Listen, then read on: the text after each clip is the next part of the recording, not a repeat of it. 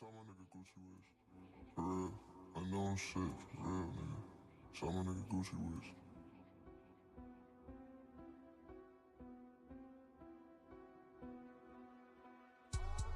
Bitch, I'm drunk as fuck, like I'm stone cold. Bitch, I'm drunk as fuck, like I'm stone cold. Bitch, I'm drunk as fuck, like I'm stone cold. Bitch, we drunk as fuck, like we stone cold. Bitch, I'm drunk as fuck, like I'm stone cold. Bitch, I'm drunk as fuck, like I'm stone cold. Bitch, I'm drunk as fuck, like I'm stone cold. Bitch, I'm drunk as fuck, like I'm stone cold. Stun these hoes, pass them around. This bitch fucking bad, and she said she like my son. Underground, ayy. I done took the whole game, fuck the club, ayy. I'm high as fuck like clowns, yeah. I don't fuck with bitches, pussies if they got a lot of mouths. Fuck your son, if your bitch is on that period, tell her throw that towel down. What's up now? We don't fuck with mainstream, we don't fuck with underground. NXT is for the niggas. Motherfucker, it's a noun, it's a noun, it's a noun.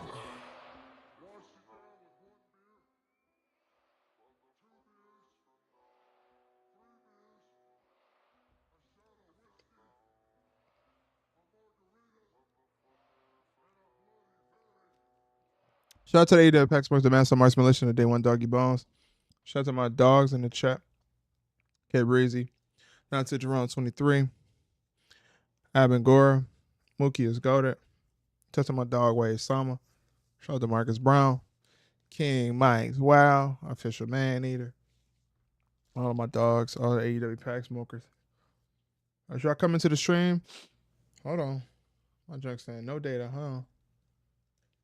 Happy Juneteenth, my brother. Yes, sir. I'm sorry, I gotta check something real quick, though. All right. As y'all come into the stream, please make sure I go ahead and hit the like button. Get them likes up in the stream. Even if you're coming in here for just 25 seconds, go ahead and hit that like button.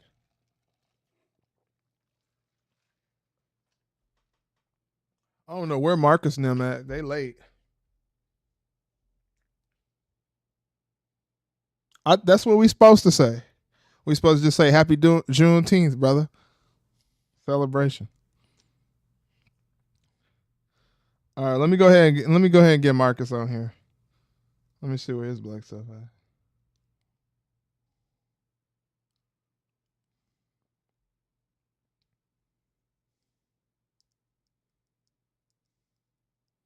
That boy know he's supposed to be on live. All right. So today's video is simply titled "The Celebration of Black Wrestlers." Tonight we're gonna talk about all things black when it comes to the wrestling business, whether that's managers, wrestlers, female wrestlers, acts, everything black. Yeah, well, I just started saying it today to my friends because I'm like, we need to start wishing each other Happy Juneteenth. So, Happy Juneteenth, my brother.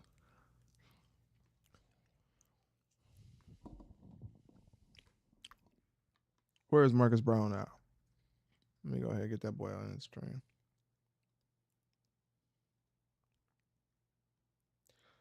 Tonight we only have 2 people that are joining the stream.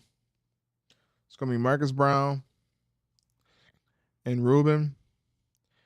And then we are taking requests to join tonight as well, too. So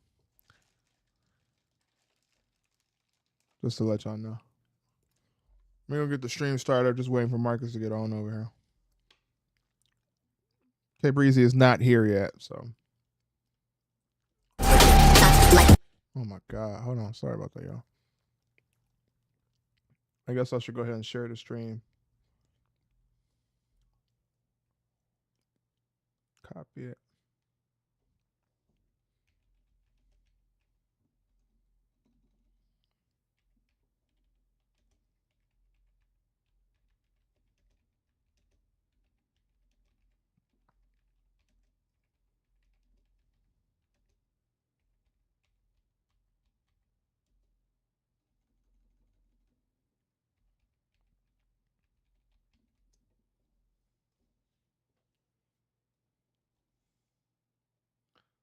Let me go ahead and get everybody in here because I don't know.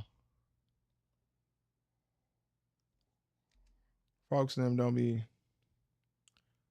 showing up like they need to.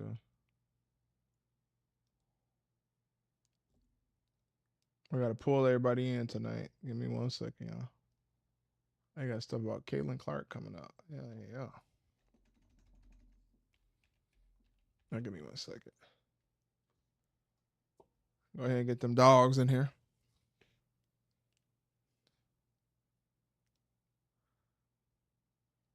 I did see something that's a little bit different to talk about Juneteenth in regards to Dominic Mysterio. We'll talk about that too tonight. That's on the table for tonight. It's on the flow.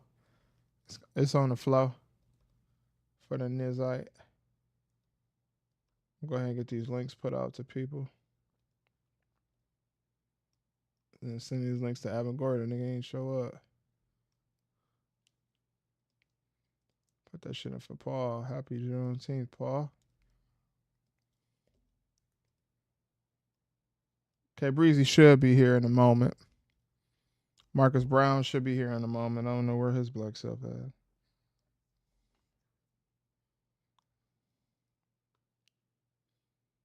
I'm gonna call the dude. Tell him to come on over. We'll celebrate Juneteenth for Uncle Master Marks. We'll get you some AEW pack. We smoke a racist pack tonight for sure. If you haven't liked the video, make sure you go ahead and like the video as well. Hey boy, love being late. Dante Jerron 23, thank you for being on time tonight. Thank you. I appreciate you, brother. Thank you for being on time. All right, we got one in. How's it going, Ruben? Happy Juneteenth, brother. Happy Juneteenth to all the black men and women from the past, Appreciate it. present, future. Of course. Shout out to those who paid the ultimate sacrifice so that we can be free. Yes, sir. And I'm excited about this topic today. I mean, despite the fact that that that three letters are competing right now, but that's all right though. Oh no, I we am don't. We not talk about them on Juneteenth. Mm-mm. no, we're not They don't. even. They don't. But They don't do nothing for no black folks. no, they don't. So a But lot of it we are too, going to Ruben. discuss. A lot of it too is me going to ask you questions about people. You and Marcus, I'm gonna ask y'all questions about people that y'all felt contributed to the wrestling business who are African American. And I'll probably start off Right. with like some of these posts of these top 10 black wrestlers. And I want to see y'all opinion on them. Okay. I'm gonna just do a top 50 black wrestlers. Cause I seen some earlier. The 90 best black wrestlers of all time. This is what we got. So we got a few. Hopefully they got Bobo Brazil on here. Actually, they do. He is on the list. Bobo Brazil, inducted into the WWE Hall of Fame himself. Um, Many people say in his era he may have been the first black professional wrestler in the industry. Uh-huh. He was born out of Little Rock, Arkansas. He um, life came to an end up your way in the Michigan area where he was built from.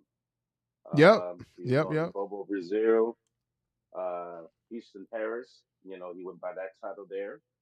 Yep. Um, he's had multiple title reigns, and inducted into the International Professional Wrestling Hall of Fame and just last year in 2023.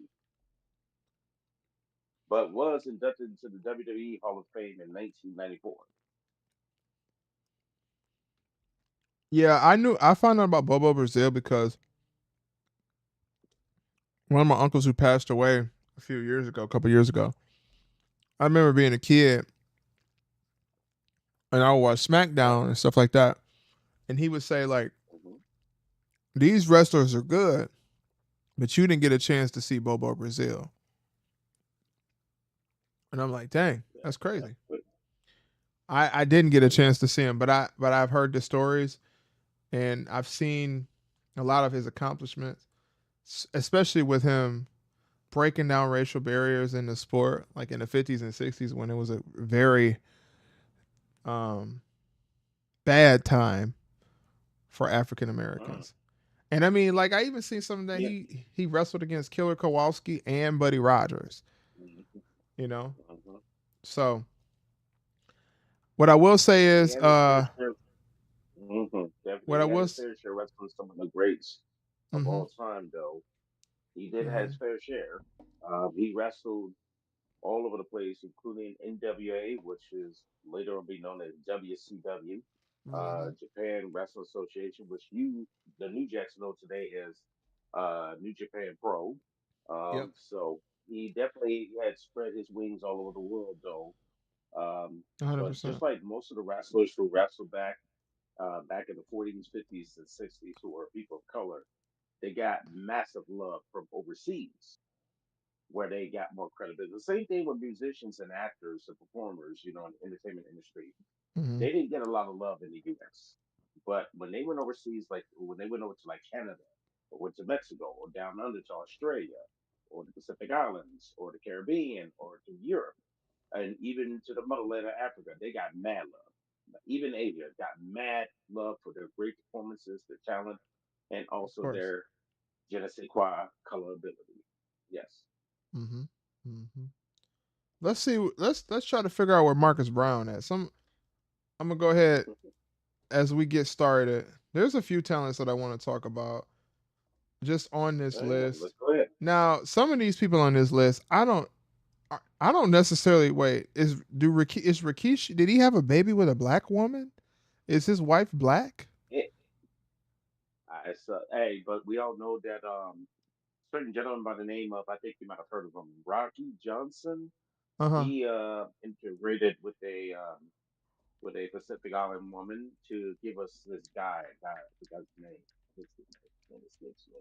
I think they call him Dwayne. I Some think you might Dwayne have heard of guy. him. Yeah. Yeah, some Dwayne guy. Yeah, yeah. He Yeah. turned out to be okay. He turned out to be He's a okay. decent Uh, guy. You know. Somebody he came in turned the out to chat the be other day okay. and said Dwayne Johnson wasn't as good as Kenny Omega. So you know. Okay, we're not gonna do that either. Yeah, especially not on We're Juneteenth. not No, gonna no, we not exactly, we not going for that today. Um, especially talking about one of the founding fathers of the Attitude Era and the man who single-handedly helped crush WCW. Yeah, Kenny Omega, right? well, the Anyway, thing about The back to the Rock, question. the thing about The Rock is when we look at what it's like to transition from a pro wrestler or a wrestling star or a WWE Mhm, superstar or a superstar in wrestling in general, mhm, he has the exact package. Do you realize sometimes, like, and I'll be honest with you, a lot of people before they go to Hollywood, yo, LTK, what's going right. on, brother?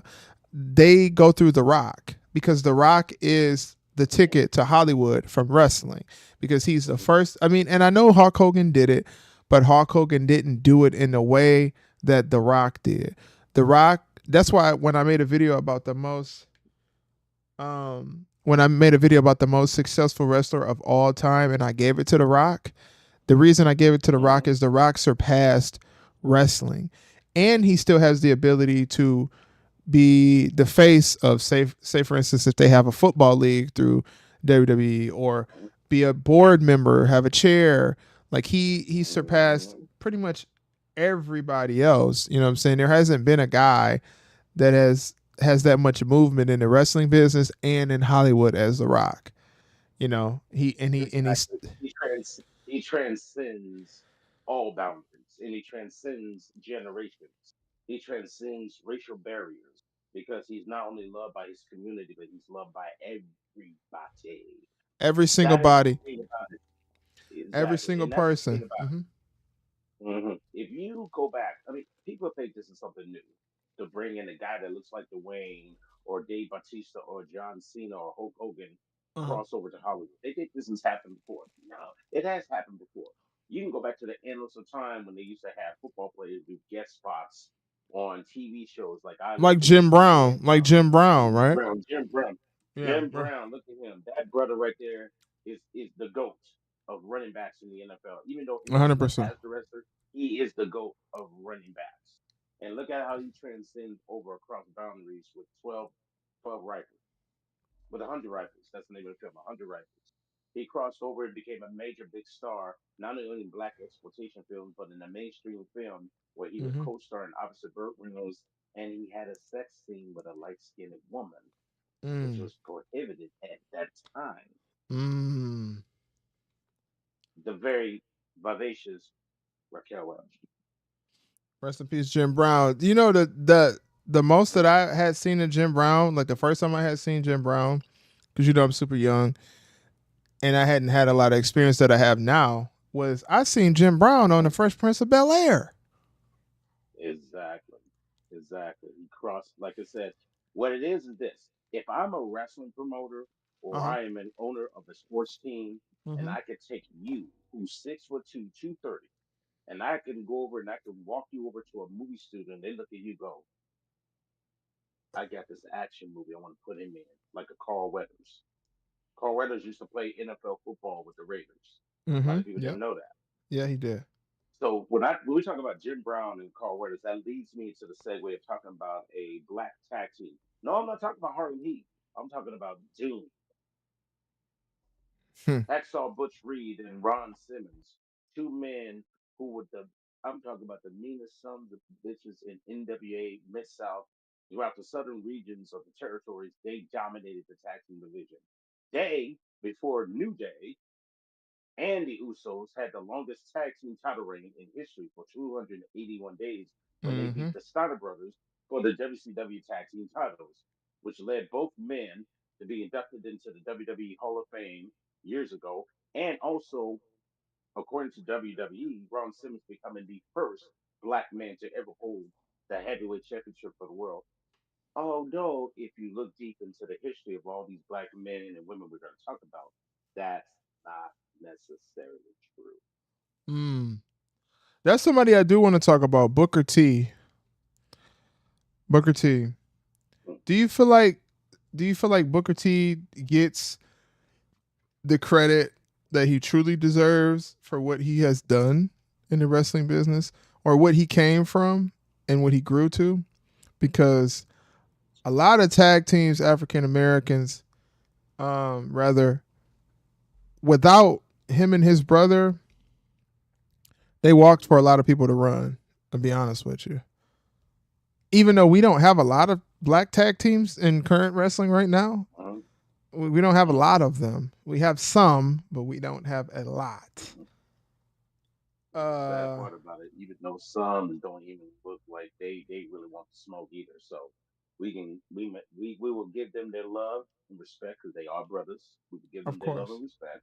of But course, to be honest, them young men got miles. They got miles and mountains and oceans to go before they even sniff of Stevie Ray and the Booker T. of They got course, miles to go. So when I look at Booker T and Stevie Ray, these are two cats that grew up in Louisiana and down in the Bossier City, Houston area, known as the Bayou. of course. These gentlemen crossed the same paths as some of your favorite hip hop stars, like Snoop Dogg or Dr. Dre or Ice Mm-hmm. Cube. A lot of these, or even Biggie Small, shout out and God rest his soul to him. Mm-hmm. Um, a lot of these cats started off on the streets slinging that shit. Of Started course. out in these streets slanging and banging, getting locked up, getting caught up in all the wrong stuff. Until Booker T saw an avenue for him and his brother to get out and find a better way to make a way out of no way for their life. And they found it in pro wrestling when they got linked up with a company called USWA, which is known as United States Wrestling Association. But that company came together because of the merger of American Wrestling Alliance (AWA) and World Class Championship Wrestling. This happened around the late '80s, early '90s. They came in. Booker T was rocking the GI Bro outfit, camo fit down to the trim. Mm-hmm. They came out there. and they were laying the smackdown on everybody, winning the tag team titles there. And Yeah. they also were sort of like a developmental lead for what will soon be known as WCW. Mm. So when they saw how good they look, NWA and WCW called them up and said, "Hey, we like what these guys got going on. Let's bring them up." And thus Harlem Heat was born. Now, Yes, sir. I'm glad you brought up Booker T. I last night was watching part three of Who Killed WCW. They looked Oh, at see, I Booker didn't T. get a Booker chance to T did look. all I the didn't get a work. chance to look at that one yet. I've only seen part Okay, I one. won't. I didn't. No, you can Uh, say I don't worry about spoilers. I'm okay with spoilers, but I only okay, got to see okay. part one. I haven't got to see part two and part three yet. I will get to that, and then also hold on before we go further. We appreciate the donation to the channel, Retro. Shouts out to you. Retro says UPS Right truck on. women are getting it on, gang. Which I'm not necessarily sure what that means, but that's crazy. Um, I'm not watching Dynamite. I ate some food already, Micah, but I'm not watching no damn Dynamite. It's definitely Juneteenth, and we don't support Dynamite on Juneteenth. We don't support Dynamite really. I let Ruben watch it and tell me what's going on, but I'm not going to indulge in the. I'm not indulging in anything dealing with AEW Dynamite. No, thank you. I pass. Yeah, yeah, This is not definitely, a definitely Dynamite love watch that for along. them. Micah, Yeah. read the title. The Mhm. title says The Celebration of Black Wrestlers. We are not watching AEW Dynamite. Ruben might have a plan for Whether they, himself to watch. Go yeah, ahead, whether Ruben. they from the motherland of Africa, or they rocking the Caribbean, or they right here in the U.S. of A. We shouldn't a shout out to all the black performers who paved the way for this generation of talent and then some, and Of giving them course. their honor and giving them the glory that they truly deserve. Of course. Of course. And also when Marcus come in here, y'all, whenever Marcus get in here, I don't know where he's at because he's very late.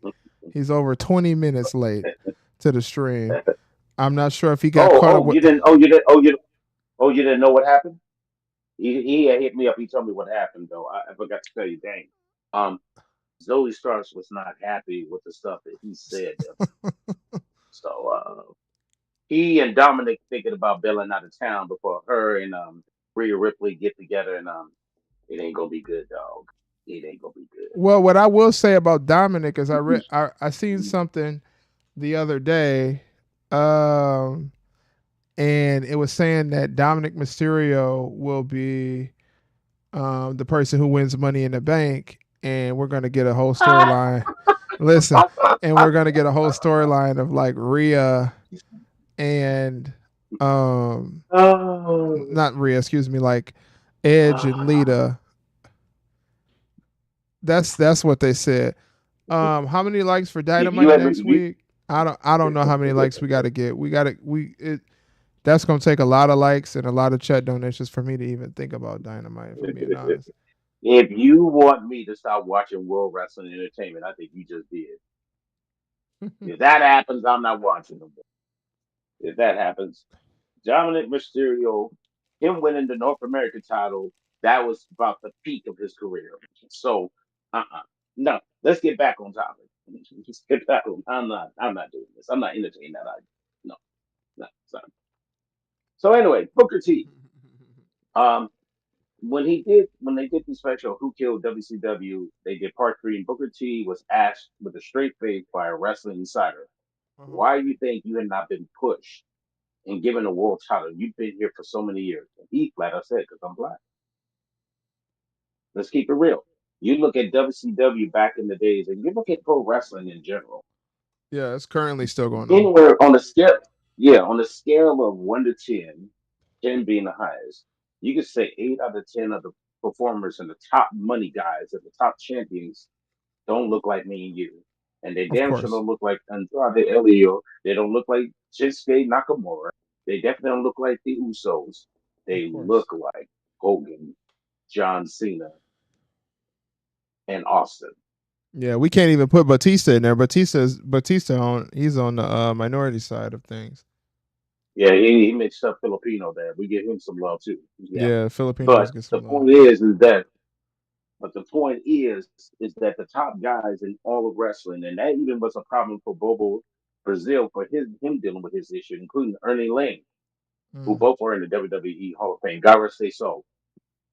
They had to deal with the racial aspect of guess what? You're just here for the show. It's like bringing in a 800-pound gorilla.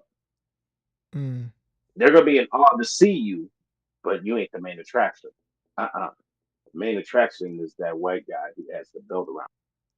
That's the Mm. people who they care about, and that's the sad part of reality because we're in 20, counting almost 2025. We should be Yeah. past nonsense like that. Yeah, we should be We should way be past beyond that. that. Well, the sad thing And about yeah, it is you got mm, somebody right now that if Tony Khan had any common sense in his brain, which we kind of know that that doesn't exist for Tony Khan, it is what it is. We know that. If he had any common sense in his brain, he would make Swerve Strickland a must see guy. Especially him being your first ever African American men's world AEW heavyweight champion. He should be a type of mm-hmm, guy that people see and say, this guy is this guy is the future, or this guy is revolutionizing things in the world for African Americans who are wrestlers. When you see him, he seems just more like an afterthought. Like he's the champion, the black champion that gets the opportunity, and there's always like some silliness going around him. Like he's getting outshined by Osprey, or he doesn't even get the celebration that he deserves. Like when your company has never had, if the like they I seen AEW post something about Juneteenth, right? When your company gets mm-hmm, something like an African American world champion, something that you've never had, there should be a celebration, because it's not that common in the world. Like we got the Bobby Lashleys, the Kofi Kingstons, the Rock, Mark Henry at a point in time, which we are going to talk about during this stream. We got some, but Tony Khan has the golden opportunity to revolutionize it, and he just can't do it. I feel like, and a part of it is we're still living in that same situation. And also, I do want to let y'all know, if y'all haven't liked the video, make sure you go ahead and like the video. We're still living in the same situation where the black champion is only given to us just to say we had a black champion, and that's all she wrote, which is sad because yep, Swerve Strickland has a little bit of size to him. He's decent in the ring. His mic skills to me still are kind of here and there, but you have an opportunity to make him a Hollywood star if you could, to mm-hmm, make him look like, because it could be a connection with hip hop, like what he was doing with Rick Ross was good. mm-hmm. Bringing in Rick Ross, or bringing in rappers, or bringing in culture and things like that. That's what should be happening with Swerve Strickland. And now it's just like there's just a guy on the side of him dancing, and that's really the hype of him, or he got a You gold know the grill. biggest, Like, yeah, exactly, making it overly stereotyped. The biggest yeah, black wrestling star in the industry right now is Boba Fett, and yeah, he big has a time. mid card belt for a developmental league Yeah, organization connected to the biggest sports entertainment company on the planet, WWE. Think about it. yeah, He has everything that you said: money, size, yeah, power, yeah. quickness, strength, look, ability. He can talk. Mic skills, He can do 100% all mic those skills. things. Yeah. He can do all that, and he's bigger. And that's what's scary. And that's even sadder because he's in that holding a mid card belt, and he's a bigger star But I'll than be the honest world with you, Ruben. I'll heavyweight be champion honest. of a company. It's I'll just be weird. honest with you, Weird to Ruben. me. They do have Trick Williams. Trick Williams is on there, up there too. But the problem with Oba and Trick Williams is when they get over there on the other side of the main roster, Hmm. and Triple H has an option to do what he needs to do with them, he isn't going Hmm. to do what needs to be done. It's just Apollo the facts. Crews.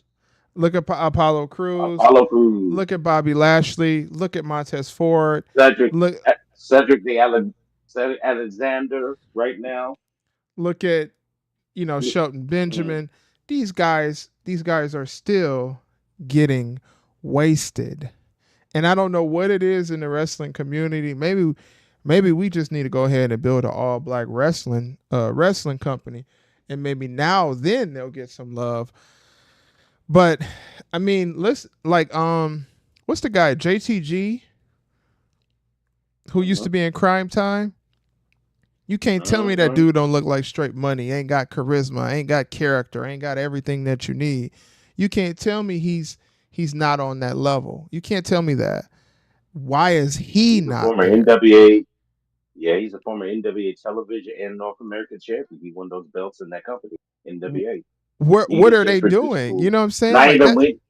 Yeah, they reduced him in WWE to be a side piece for John Cena for Heartbeat, and that was it. And after that, his Yeah, tag team partner got rid of his soul for being a man and a father and of a course. hero. Yeah. Rest in peace of shit. So right now he's in NWA. He's in the indie circuits, betting on himself, and he's balling. Oh yeah. He's I doing think his he was thing. the So Texas World yes. Heavyweight Champion for a little bit too as well. Yeah. And like you could easily, man, this is where the money be missing at. You could easily bring a guy like that, have MVP, Obafemi, Amos, Bobby Lashley. You could just go on and on and on and on and on. The Pride, I guess they call themselves, is whatever, which is kind of a I silly don't name. like that. I hate it when anytime someone says, and I know that's what their title is. I even hate it when someone else says it. It's a Just crazy call them the hurt. name. Like, just call them the Call Hurt them the hurt business. Business. Call them the Hurt You want to Business call and someone have, the pride? You want to yeah, call someone the pride? Call that to Orlando Jordan. yeah, yeah. But Orlando Jordan, he's still out there and stuff like that too. And even like what's his name? The Pope, I think his name is. He was Elijah Oh Burke. yes. He was Elijah Burke hmm in hmm ECW, and then he moved on to hmm TNA and did a few things. Where And he was red hot. Where he was red hot in TNA. yeah, he was very red hot Him in and his inner TNA. he created almost what he wanted to call the interracial connection with Christy Hemme, who was a former diva in WWE. He almost Yeah, created Christy that. Hemme. He Yeah, had cause he was red hot in TNA. That's where he really blew up. Once again, betting on yourself and going yeah. somewhere else and balling. The sad So thing about it yes, is when we think about African American wrestlers, they never receive that superstar status like everybody else does. Okay, give me 1 second, Ruben and everybody. Hold on 1 second. I got my mom calling. Hold on, yeah. yeah. So it's just kind of crazy stuff when you think about it in the stratosphere of wrestling. And I believe we got somebody else here joining us in the chat here. To see someone else there with us. So yeah, in the status quo wrestling, I mean, you look at a guy like Brother Devon. He was a tag team up with the Dudley Boys in the ECW area, and also in TNA, and also created one of the greatest tag team matches of all time, TLC, with Edge and Christian and the Hollywooders. But he was never ever given an opportunity to wrestle for a Jesus. singles title WWE until he went to TNA, and they finally put the television championship on him, and he elevated himself to be part of what's known as Aces and Eights, with Bully Ray being the world champion. So it took Bully Ray to leave WWE to go to another company to be individual champion on his own. There's just so much great talent out there. There's so many great performers out there that deserve the love and respect and the admirations of this industry. Because now the wrestling fan no longer looks like just one-sided color. It is a diverse group like Baskin Robbins ice cream. All 31 flavors represent the wrestling fans. And now you must cater to them to what they like, to what is similar. It's always been said. It always helps to see someone looks like you, that represents you, give you that ability that you can have that opportunity as well to grow and Mm-hmm. shine. Mm-hmm. Representation matters. In professional wrestling, yeah, you might say it is a diverse universe, but it really isn't. Because if once again our champions, because of we want to concentrate on base, is still the typical champions, it doesn't benefit anyone at any occasion for sports entertainment. It don't. It does Now, not. no, and I'll be honest with you. Like Kofi's reign was Kofi's reign or whatever. It was a guy doing something that he probably may never do again. He may never ever win a heavyweight championship again, world championship again in WWE, unless it's tag team titles. But when we really talk about in this history of African Americans who are world champion, we have to bring up the fact of Bobby Lashley. Bobby Lashley Mm, had the most dominant reign as a world WWE champion. That's him being an African American. Nobody has had that reign. I mean, The Rock had a little bit of it. It was The Rock, and he would go back and forth for Mankind, the Stone Cold, or Mick Foley rather, or Triple H, or the Undertaker. They had all mm-hmm. those guys. But when we talk about dominant reigns, that reign from Bobby Lashley, we never seen nothing like that in regards to an African American. And I mean, he was a good champion. Bobby Lashley was probably one of the best champions that I've seen besides Roman in the past 10 years, I'll say. I don't know a lot of guys that I would pick over Bobby Lashley being champion. I mean, he had a wonderful collective, mouthpiece, looked like money. When he walked out to the ring, he received respect. Like them having that almighty figure pop up on the screen, Right. that almighty figure pop up on the screen. It's really one of the most dominant championship reigns of the African American, and it's so underrated. People underrate Bobby Lashley, which makes me fear in today's time. I don't think Triple H has the balls to put the heavyweight championship on Obafemi like that and give him the dominance. He would be a fool not to do it because Right. Braun Breaker versus Obafemi is basically like you having a money printer in your house and being able to print your own money. Millions, billions, gazillions of dollars. That's what I look at when I see Obafemi versus Braun Breaker. That's a big money match. Obafemi versus Trick. That's a big money match. Trick Williams is another one too. Like he's gonna get success. He's gonna get a lot of success in NXT. But just because once they get over to the main roster, as history recalls, they will not get anything. Like Montez Mm-hmm. Ford, right? Mm-hmm. It's common sense at this point to know that Montez Ford is a championship ready guy. He has the look, Mm-hmm. he has the athleticism, he has the minimum in ring work, the charisma, the energy, every single thing you really need as a baby face. I would like to see him push a full heel run, but he for some reason they won't do it with him. I'm not sure what's the reason. But I mean, a guy like Montez Ford, how many years Montez Ford got to wait to be the world heavyweight champion? What are we waiting for? Why is a guy like Montez Ford still sitting around in a tag team that ain't doing shit? The hurt Mm-hmm. the I can't even remember their real tag team name at this point. Sometimes I done forgot about that. The Street Profits. The Street Profits. What the hell are they doing? Now I know they might be in a feud coming up here with Austin Theory and Grayson Waller, and that might give them the opportunity to be a tag team champions. But if we being honest, man, if we being real honest, before Vince left and he was still in charge, I know Vince did do a lot of the reoccurring things every single week. Right. But during that era, when Vince was there, a black man like Bobby Lashley was the world heavyweight champion. He was the world heavyweight champion. A lot of people say Vince don't understand black talent and he just have them shuck and jive.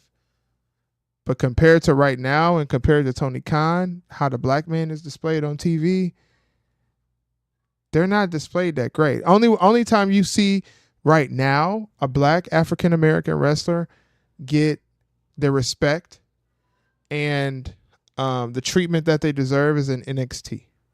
Because NXT got they two main championships, the North American Men's and the World Heavyweight Championship. Those are two black brothers. Nobody even talks about Absolutely. that, which is crazy. Two black Absolutely. brothers, and you know what?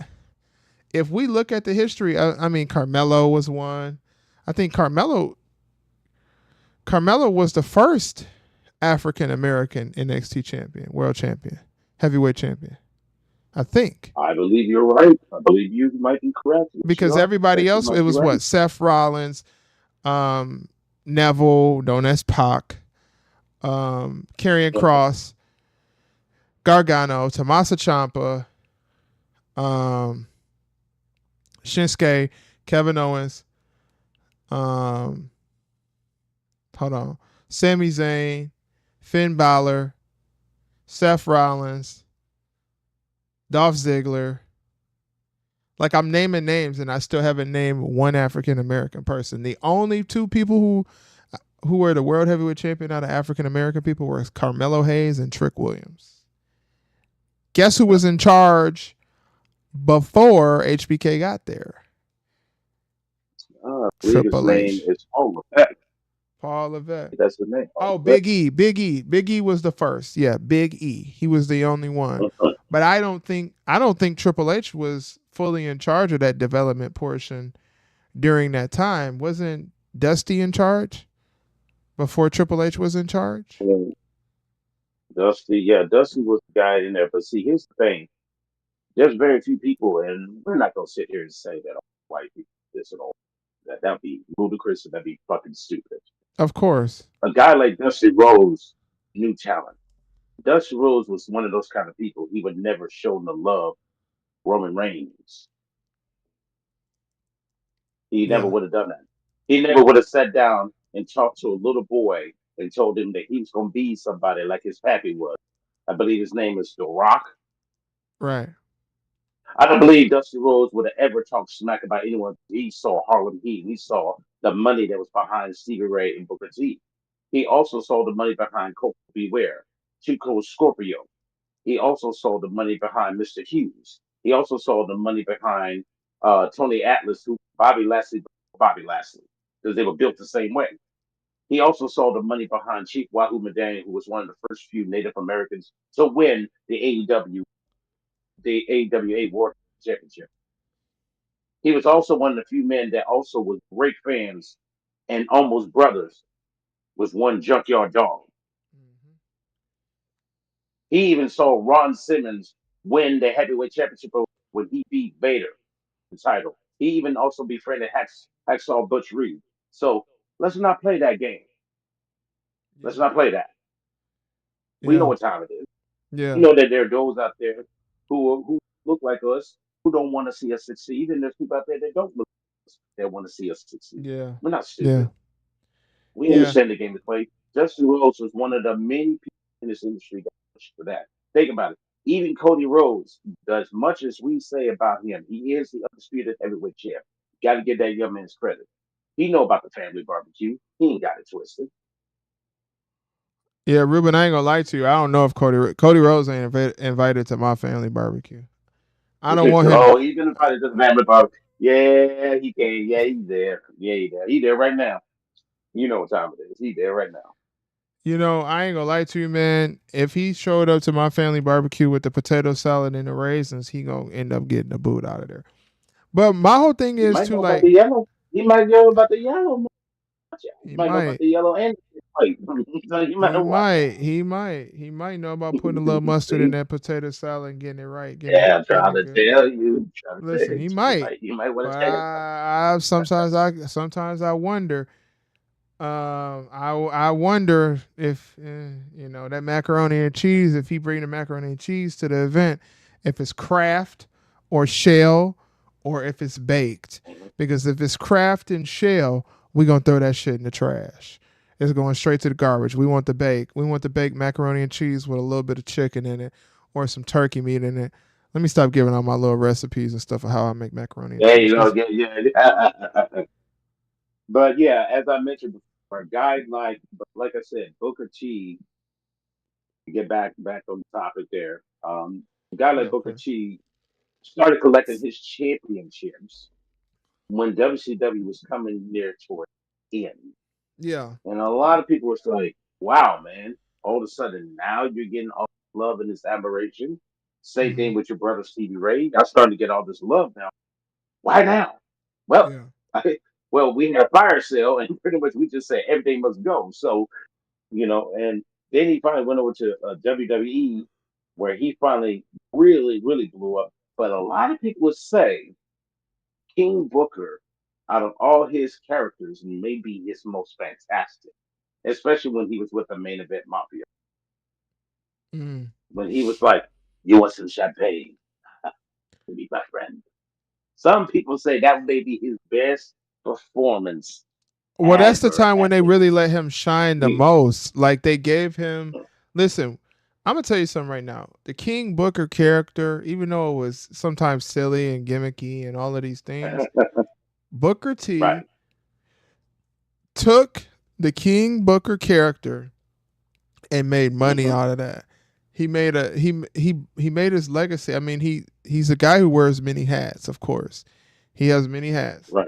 But that King Booker character and the stuff that he did with the main event Mafia, it will probably go down as his best work. We see LTK in the comment section, who is not a big fan of Cody Rhodes. Shout out to LTK. Yeah, that's all facts, brother. Um, Hey, Booker T owns reality of wrestling, man. He got his own wrestling company which down there in ROW, Houston, listen, Texas. you know, and we know, I don't know if folks know this, but if you step foot in ROW, your next step is to go to NXT.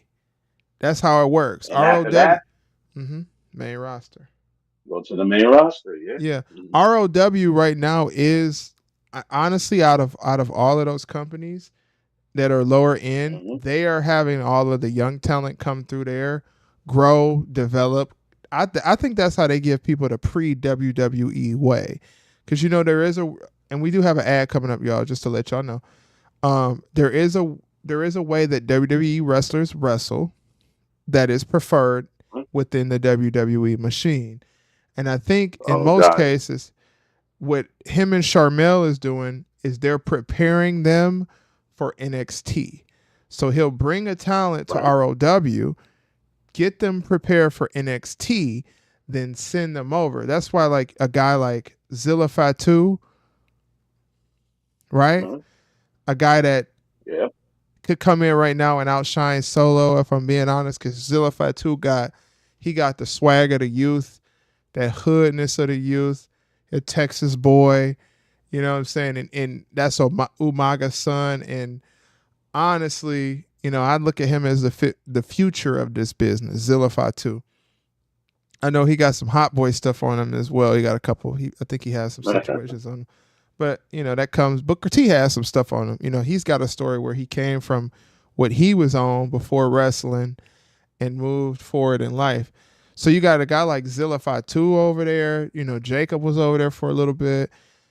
That's literally it's a part of the pipeline when it comes to the WWE banner. You have a guy sit over there in ROW, guy or gal, right? Because Ember Moon was over there. That's where she started at. She started over there with Booker T. And I Well, think also Roxanne Perez started over there in ROW with Booker T. And what happened to those two? Unfortunately, Ember Moon is the longest reigning champion in the AEW, under the AEW umbrella. Yeah. mhm. She's the longest reigning Yeah. champion under the AEW umbrella, and because the umbrella includes ROH and AEW, and it seems like it's an afterthought. So we know how that happened. Ember, Yeah. you should probably go ahead and get yourself back over to NXT or something like that. You She's want not to on television, ladies and gentlemen. That's why she's not on TV. She's on a 5.99 Big Jammy. Purchase that. That's what they want you to do. exactly, yeah, Spend 5.99 to watch her that way, which you should not. You should be yeah. able to watch her on regular television like a. like a civilized She human should being. be Is the in the longest. AEW roster. What? Why is she? The AEW women's roster. Like, why does a girl like Ember Moon, who's holding the ROH title, which is a dead wrestling company, why is she under that umbrella? And the first championship the first chance you get, you give it to Mercedes Moné. You could easily have Ember Moon as the TBS title. The TBS title is more relevant than the ROH title. ROH is dead. ROH is in the ground. ROH ain't coming back. ROH is just a toy for Tony Khan to play with. It's another one of his many toys that's in his toy box, if we're being honest. So even when people say, "Oh, well, Tony Khan has other black champions. He's got Ember Moon." You never see Ember Moon. You forget. You know what, Ruben? If you wouldn't have brought up the fact that she was the longest reigning ROH champion, I wouldn't even have remembered. I'll be honest with you. I Telling, forgot. I telling. forgot about Ember Moon. It's a paradigm in this world here, which I explained it to you before. You're on television, whether it's a quick smash match or putting it in a banger, you become Mm-hmm. relevant. I think it's once they say your greatest ability is your availability. That's what I've been told. So Yeah. when you're on television, fans matter to you. Yeah. You're accounted for. When I'm sitting here watching 2 hour or 3 hour wrestling show week after week, and I'm sitting there thinking to myself, where's this guy been? Where's this girl? Yeah. Why they're not on TV as a tag team? What Yeah. happened? Are they broken up? Have they been fired? Are they injured? And then when they come on TV, you're like, oh, okay, whoa, there you go. You're on Yeah. television. Great. Yeah. And then you get in a squash match, and then all of a sudden, you're right back at catering. A la, as I mentioned to all of you before, Andrade El Idolo. Yeah, that's why Andrade took the next thing smoking out of there. Also, I want to bring up the fact that my buddy Wave is in the Zoom with us, and it looks like Marcus Brown decided to slither his way on into the stream. Welcome, Marcus Monet, Hey, Marcus how the Leroy So don't Brown. start. You are hey, late. sorry sorry I was late, but I You are always be on every 54 minutes stream. late, brother. Where you No, been at, no, cousin? I was I was I was legitimately no cap. I was legitimately getting my meats up. Hey, yo, yo, yo, No yo, puff. come on. That's why I was here. All right, Marcus. Well, I don't necessarily know what to say to that, but before you came in, I was giving a big shout out to my boy Wave Sama. Anybody who hasn't yet checked out his content, please go over to Twitch and follow him on Twitch. Um, it's just the same name, Wave Sama. Actually, you know what, Wave? Go ahead and plug in for yourself real quick, brother. Hello, Wave. Hold on one second, y'all. I'm over here trying to plug this dude in. Give me one second.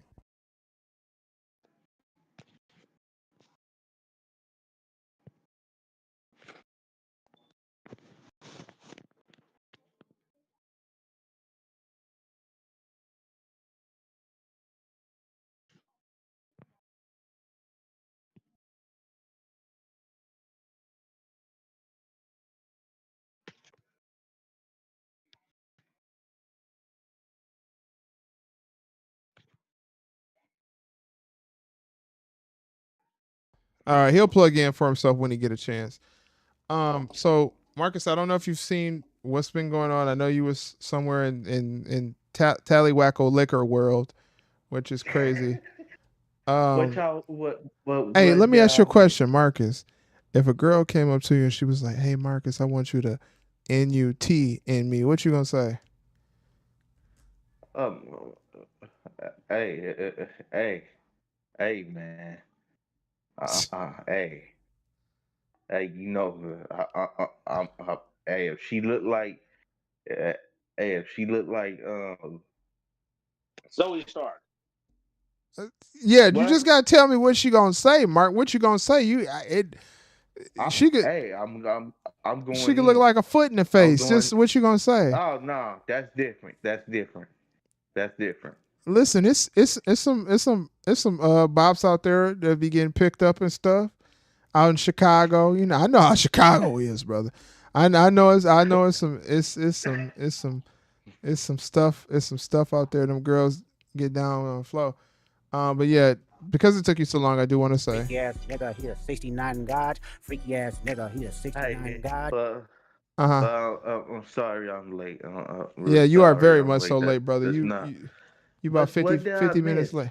Well, what you missed is What did I today's miss? topic. Today's topic of the show is based on the celebration of African American wrestlers that were in the business.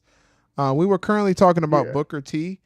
Um, but the next person I want to bring up on my list is who else do I want to bring up? Hey, can I say something about Booker T real quick? Yeah, go ahead. Go That's ahead.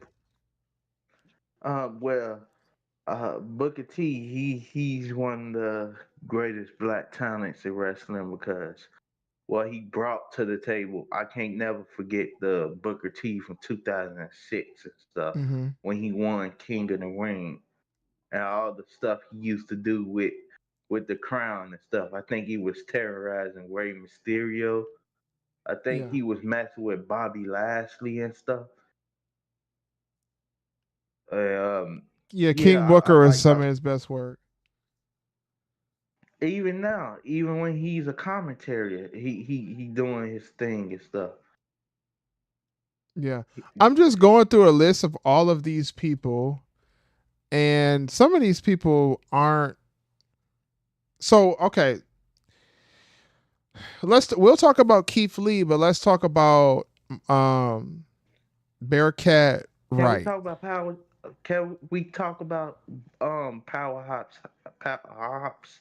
Because I seen We'll get somebody to in the Powerhouse chat. Hobbs as well. But let's talk about Bearcat Wright. Ruben, what's your experience or your knowledge on um Bearcat Wright? What because I know Well, he You often from what, go ahead. I'm sorry. you yeah, from asking? what little I know, Oh, yeah, what little that I know him, Uh huh. he was born in Nebraska, but they had billed him as being from the Caribbean and Jamaica. Uh huh. Um, he he was known as the Black Panther. He was known as Bearcat, right?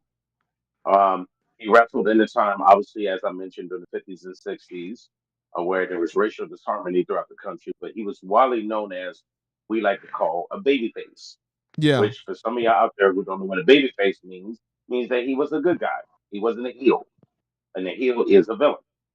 So he basically was the guy that used to partner up, helping the other baby faces get over and become top stars.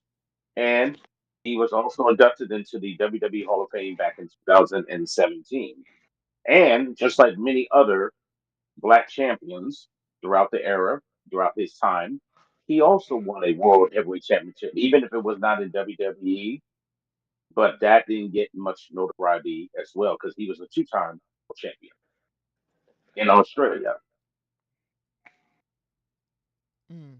And didn't he feud a lot, or wasn't he often matched with Bobo Brazil as well?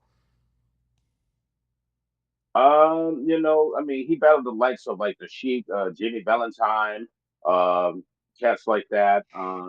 He also wrestled against Classic Freddie Blassie. He wrestled that for Mm-hmm. the WWA, which is the World Wrestling Association World Heavyweight Mm-hmm. Championship back then. Mm-hmm. And it was right at that time when Martin Luther King Jr. delivered "I Had a Dream" speech, which that's Yeah. when he won the world title, his first one. Yeah. So he challenged. He had many, many great challenges with many other black wrestlers and stuff. He teamed up with a lot of guys like Sammy Steamboat or Luther Leslie. Mm. I mean, he teamed up with Billy White Wolf, Shad Thomas, a lot of great wrestlers legendary throughout the years that he teamed up with. Yeah. Winning championships all over the world and becoming a top star. But as I mentioned before, and you were bringing this up here, sure, you were talking about this earlier, something that everybody in the chat, including Big Poppy himself out there. I see him up there. Um, chime in as well. A lot of blacks did not have really long title reigns, Yeah. like a Bobby Lashley. Bobby Lashley not only was the WWF World Champion, he was also the ECW World Champion when it was merged with WWE. It got melted in to the world title. And he also was the TNA or Impact World Heavyweight Champion as well. So Bobby Lashley had three multiple world title reigns in his career. They were all long term, including when he became the second Grand Slam winner and became one of the top Grand Slam winners in TNA's history when he won all the belts. He pulled Kurt Angle's where he had every single belt around his waist. Yeah, didn't he So have like 5 belts around his waist? he had all of them. He had every last one. He had the X Division title. He had the TV title. He had the World Heavyweight Championship. He had part of the tag team belts. Bobby Lashley. Back. Actually, I backed that up. Bobby Lashley actually had both tag team titles because he said he didn't need a partner because he was actually 2 men in one. If you want to be honest, he technically is. Man, So we gonna get to but Bobby you, Lashley next. Bobby Lashley gonna be our next topic. But what I will want to say is, Keith Lee, for the little things that you've done in your wrestling career, I know you've done things in the indies and so forth, but for you to even be compared to Bearcat Wright is an accomplishment, brother. The yeah, idea, the idea that Vince had with the Bearcat shit was very, very smart. And it could have got Keith Lee onto a very big level.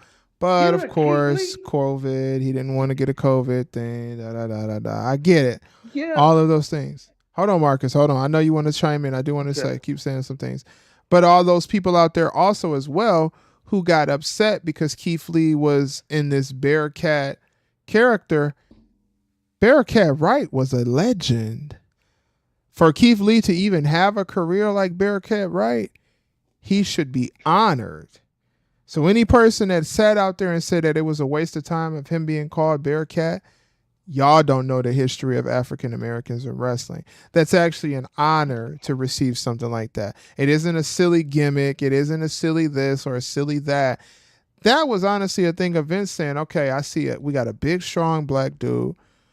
Let's put him in the likes of a legend and see where he goes. Unfortunately, Keith Lee didn't go too far, and now he's injured, and he's a part of the Blackpool Catering Club. So he's sitting in back in the catering, eating hot dogs, hamburgers, and using Just for Men to get his hair to be black again. That's So good. crazy. Uh-huh. That's crazy. His own wife, Mia Yim and stuff, is doing more than him, and she's half black, so she count for this category. She's Shout out doing to Mia more than Yim. him. Listen, when we talk about the legends, there are a lot of legends in wrestling, but I feel like a lot of people forget Bobby Lashley deserves his flowers. Bobby Lashley deserves his Now, flowers, not just for man, I what he did forgot. in WWE, but the service that he served to this country. When Bobby Lashley came to WWE, right, they had a guy that was outside of Batista that could stand toe to toe with Brock Lesnar. That's what Bobby Former Army Lashley was. Ranger. Triple H, he kind of ruined that rivalry, the Bobby Lashley versus Brock Lesnar rivalry. We could have got a proper rivalry with that. Yeah, but I forgot that he held like 5, 6 titles and stuff. Wish we I would mean, have got that Bobby if we go Lashley in down a WWE. if we go down the list of Bobby Lashley's championships, right? Let me pull them up really quick. Let's look at his championships that the championships that he has won. Not to mention that he was a real deal fighter in MMA. That he could really kick your ass in the real world of fighting. So, all right. So all of Bobby Lashley's title reigns. He is a 3-time United States champion, a Yep. 2-time WWE champion. Yep. Let's see. He is a 2-time Intercontinental champion, TNA X Division Yep. champion, 4-time Yep. TNA World Heavyweight Oof. champion, TNA King of the He's gonna Mountain win. champion, and Don't stop. ECW 2-time champion as well. So, and then I think Hall of y'all Fame said, career. and I think That's a y'all Hall also of Fame career. And I think y'all also said that he won the tag team championships with TNA as well. So if we're being honest, when we look at black talent in the WWE, people need to stop sleeping on Bobby Lashley. Bobby Lashley is a legend, a future legend. When we look at the Hall of Fame, first ballot Hall of Famer. Because not only is he a Marine, wasn't he a Marine before? Or Yeah, he he was was. Army he was Ranger, in Army he Ranger. was Yeah, he was in the army before he came over after doing that, went in WWE, did mixed martial arts, betted on himself and went to TNA, had a pretty decent showing over at TNA, then came back to WWE and showed out again. Bobby Lashley needs to be on the list of top African American champions, if not up there, at least at number 4 on the list, number 5. If we're being he honest. definitely And he he's still has definitely in the more. Hall of Fame. He still has Yeah, more to he go. You know, if and this is another mistake on the side of WWE. Okay, I get you want Cody Rhodes to be a world heavyweight champion because of his daddy, his dead daddy, and all of this and all of that and blah blah blah. That Hey, like we always talk before about. hey, But masked up before you go on. Before uh-huh. you go on, Yes. I see what LTK said in a live chat. He was spazzing out Oh, I know. I see it. when you. So let's talk about this. I get you want Cody Rhodes cuz his daddy never got a chance to win the big one in WWE. But let's be honest, his daddy won the big one in NWA and WCW, right? I believe, right? That's the Yeah, big one. he That's the big one in the history books. Cody Rhodes went over to NWA and won the NWA championship, right? That's a yeah. big So one. technically, He's he finished finished. his. Was Dusty Rhodes ever the Intercontinental Champion in WWE? No, I don't think so. No, I don't think so. Was He he? wasn't. He Oh, wasn't. I think that was during the run of him being wearing those polka dots. I think he was in the race to win the Intercontinental Championship, but it never happened. So technically, you've already finished the story, Cody Rhodes. But then again, when we look at it and they say, well, we needed somebody to beat Roman, why isn't Bobby Lashley on that list? Bobby Lashley probably was the only person that was qualified outside of young talent from NXT to make Roman catch the yes, he 1, was. 2, 3. No, you good. Yeah, he was because listen to this that Bobby Lashley before Cody Rhodes, which we should not even count that as a clean win, but before Cody Rhodes and stuff, Bobby Lashley was the last person to pin Roman clean, no interference.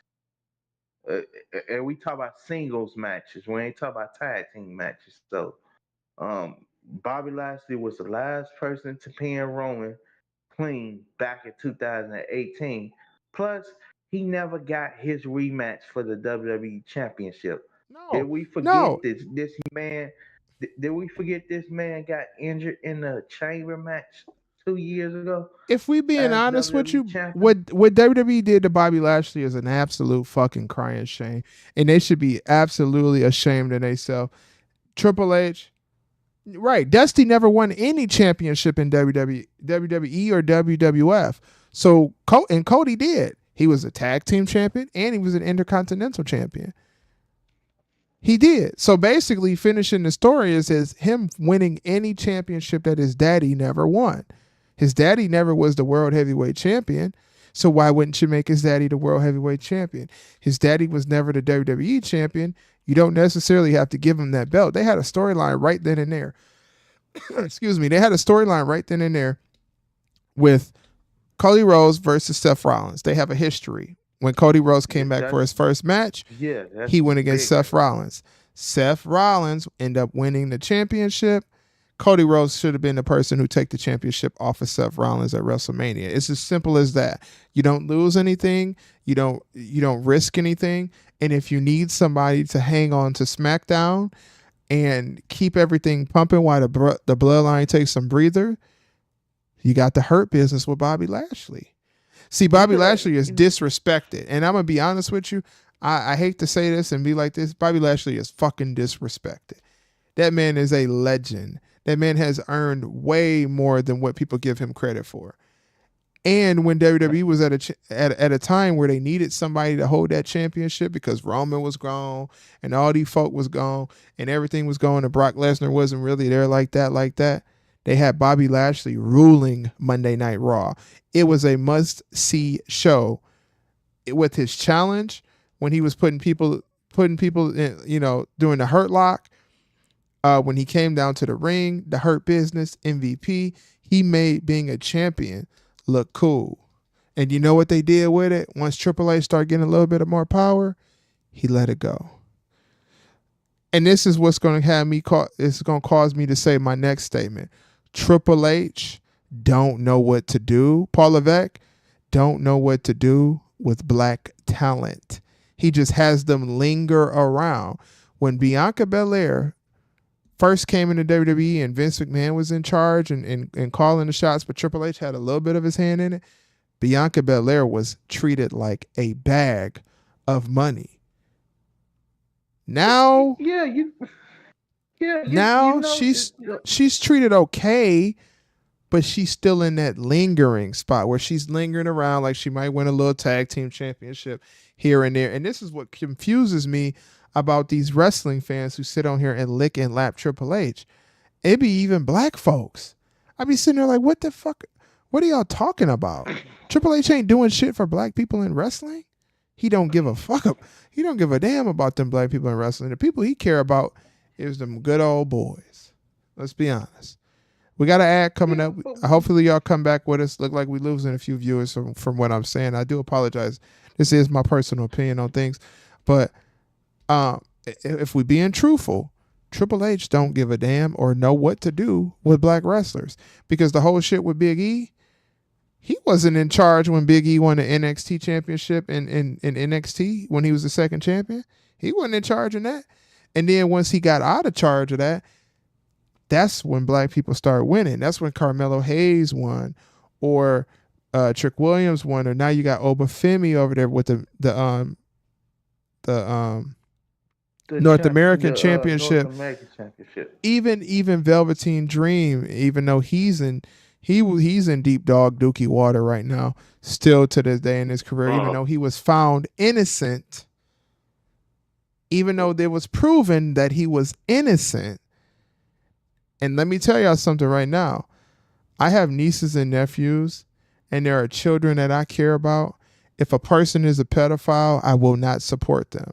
If you get caught doing some weirdo shit with kids, I do not support you. And I feel like you need to go to the chamber, if I'm being honest with you. You need to be up in the flame chamber. But what I will say is with Velveteen Dream, they did an investigation and he came out to be innocent. Now, he might have had some alcohol problems, but Jeff Hardy had alcohol problems and they kept accepting his shit and accepting his drunk ass shit and accepting him. Jeff Hardy show up drunk, show up high as a kite, show up smoking weed, show up. And then Jeff Hardy got to the point where he just walked out.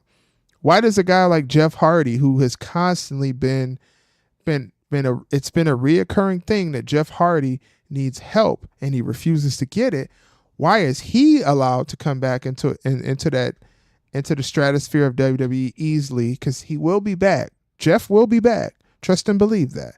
Those Hardy Boys are only in TNA just for a small time frame. Let's be honest. They don't even got a contract over there. They don't there. even have a contract over there. 3 days. They will be back. So Jeff is going to be allowed to be back, but Velveteen Dream can't come back, and he was found innocent. If you're found innocent, especially when it comes to child endangerment or pedophilia or any of those type of things, when you're found innocent, 9 times out of 10 you're innocent. There's they have no reason, like WWE right now, if Velveteen Dream was guilty, they had no reason to continue to let him be a free man walking around because he's not even under the WWE banner anymore. Not to mention they did have pedophiles working for WWE. Y'all know the stories. AKA Ric Flair. AKA Ric Flair. Flair. More than that. What was his name? One of the Stooges that was hanging around Vince McMahon. What was his name? What you talk about, John Laurinaitis? Oh, not John Laurinaitis. Hold on. I'm gonna tell you. I'm gonna say Pat Patterson, Pat Patterson, yeah, I was Briscoe. about to say it him. wasn't Briscoe. It was Pat Patterson. Didn't Pat Patterson have a situation going on with a 16-year-old? Ain't that something that folk know about?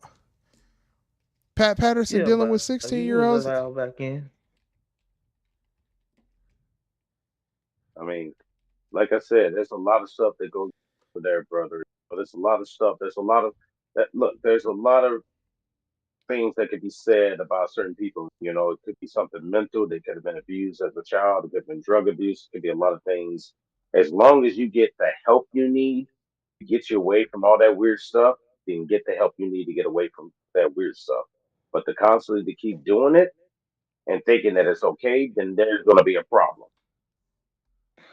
Yeah, that So is a Jeff problem. Hardy Jeff Hardy going to Team A because he did make his debut against all odds. He did make his debut that night, last Friday.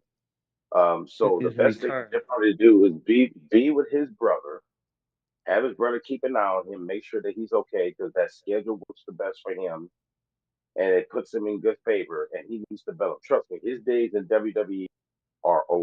They don't want that heat back. They don't want that. So bottom line is this: is that no, he's not going back. If he's going back to WWE for only one reason only, be fame. That is it. Hall of Fame, That They yeah. don't is got no it. contract. They don't got no contract with TNA, so I they have a should just belief Does in keep my it does William head. Jackson. I have a belief in my head that the Hardy Boys will be back in WWE by 2025, and they will be inducted into the Hall of Fame. I do believe that. I have a belief that the that's Hardy it. Boys will be back soon. I give it like 6 months. We'll probably get Jeff Hardy in the Royal Rumble. 100%, I believe that. But as far as him working a I would full say time schedule, I don't think that should happen Uh, because Jeff can't handle the road. The road causes Jeff to pop them things. The road causes Jeff to pull up that. with that bottle. And honestly, any person that's around Jeff, if you want Jeff to have a long lasting life and to get a legacy, they need to help him. They need to stop enabling Jeff and they need and to tell him the truth. and that's why he hey, needs to stay but with ass Hold in on. TNA instead of going with WWE, working those road I'm shows telling you, he's next going year. back. He needs to I'm stay. telling He needs you, to stay where he is. him and his brother is going back. I'm telling you, they don't got no contract. They Listen, already with all signed the snow that's floating around in AEW, Jeff Hardy should have never went to AEW. It's way too much snow in there. He It's should have went back to TNA instead. Yeah, How TNA he should have been go their over there? destination because there's a lot of stuff for Jeff to go over there and do. And TNA is about to start getting a lot of young talent over there. There's a lot of stuff that Jeff can do. But Pat Patterson, let's talk about Pat Patterson. Patterson got caught messing around with some young folks, and he was found guilty for it, wasn't he? But Velveteen Dream was found innocent. And let's be honest, the Velveteen Dream where he was at, he had people like Hulk Hogan, John Cena, and all of the likes of everybody's favorites that people like saying that he was next. Why in the hell is this man in the situation he was in? Yes, he did some bad stuff and he had some alcohol problems too, but so did Jeff Hardy. Dean Moxley had alcohol problems too. Oh, WWE look treated at him. Dean Moxley. So the This man, bowling ball king Dean Moxley had alcohol problems and they put him through rehab. Why doesn't the Velveteen Dream deserve the same thing? And I know it's a very touchy subject and people can feel how they feel about what I say, but when you're found innocent and you aren't even a part of the big corporation anymore,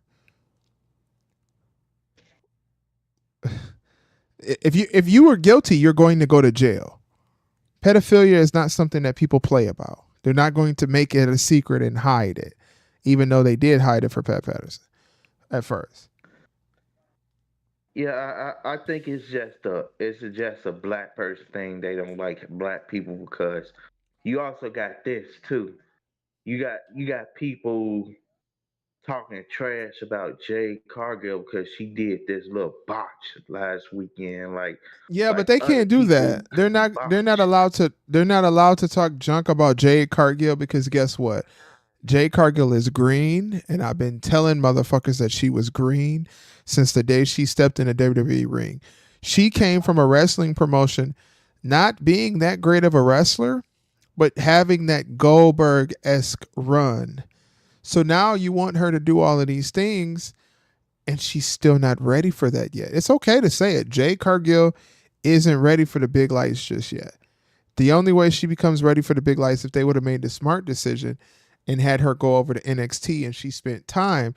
Because if you look at Lash Legend, when Lash Legend was first doing her shout out to Lash, shout out to hold on, actually, actually, actually, before we even say the word Lash Legend, it is Juneteenth, right? And I do want to give a shout out to all of the chocolate ladies in the wrestling business. So we first want to give a shout out to Lash Legend and Bianca Belair and Jakara Jackson and all of the chocolate that runs around. We want to give a little shout out. Hold on, we're going to turn the music on just for a little bit. We want to give a shout out to all the chocolate bunnies hopping and skipping around the WWE banner. We appreciate you too. Y'all ladies are a part of Juneteenth just as well as everybody else. And we are going to talk about Jazz and Jacqueline tonight as well too. LTK, you know what time it is. We're going to go ahead and turn the music up just for a little second. Hold on. Hey, that was a big opportunity mix because I don't think we never got Jazz versus Jacqueline in a match together, facing each other back in the day. Did they ever fight each other, or Jazz and they? Jacqueline never had a chance to fight because Jacqueline was on the outs. Jacqueline, okay, so let's say something. You remember like last night um we talked about how Steve Blackman was the person that walked. Shout out to Steve Blackman, that's my dog. We talked about Steve Blackman and his Karate Kid character being, which he has more charisma than a lot of people. We talked about how Steve Blackman walked so other people could run, all of the combat-esque wrestlers in WWE. Let's talk about Jacqueline. Let's name a black woman besides Jazz that was in the business of wrestling on the mainstream television who walked so a Bianca can run, an Alicia Fox can run, a Jade Cargill could run. All of these African Americans, Jakara Jackson, Lash Legend. Without Jacqueline, a lot of these black women that are in the WWE right now wouldn't be there. Ember Moon, even y'all's girl who still is black, but I think she sits more on the whack side than the black side. Mercedes Moné, Marcus Monet's boo. Come on, man. Who said that was my boo? I Jacqueline told you. walked. Listen, Jacqueline walked so people like Bianca Belair could run. And let's not sleep on Jacqueline because when she got in the ring, even though she was busty, very much so busty. Let's just say Jacqueline. Listen, y'all seen the video when what's the name pulled her bra off. Y'all seen the video where somebody pulled her bra off in the ring. Y'all know Jeff Jarrett was going crazy for Jacqueline. He was cheating on Jeff Jarrett was cheating on whatever he had going on for Jacqueline back in the day. Y'all know it. He like I him some think Jerry the chocolate. King was going crazy too when that bra popped out. Jeff Jarrett like him some chocolate, but a female like Jacqueline walked so other females could run. And then we bring up the other African American woman who is a part of this as well, Jazz.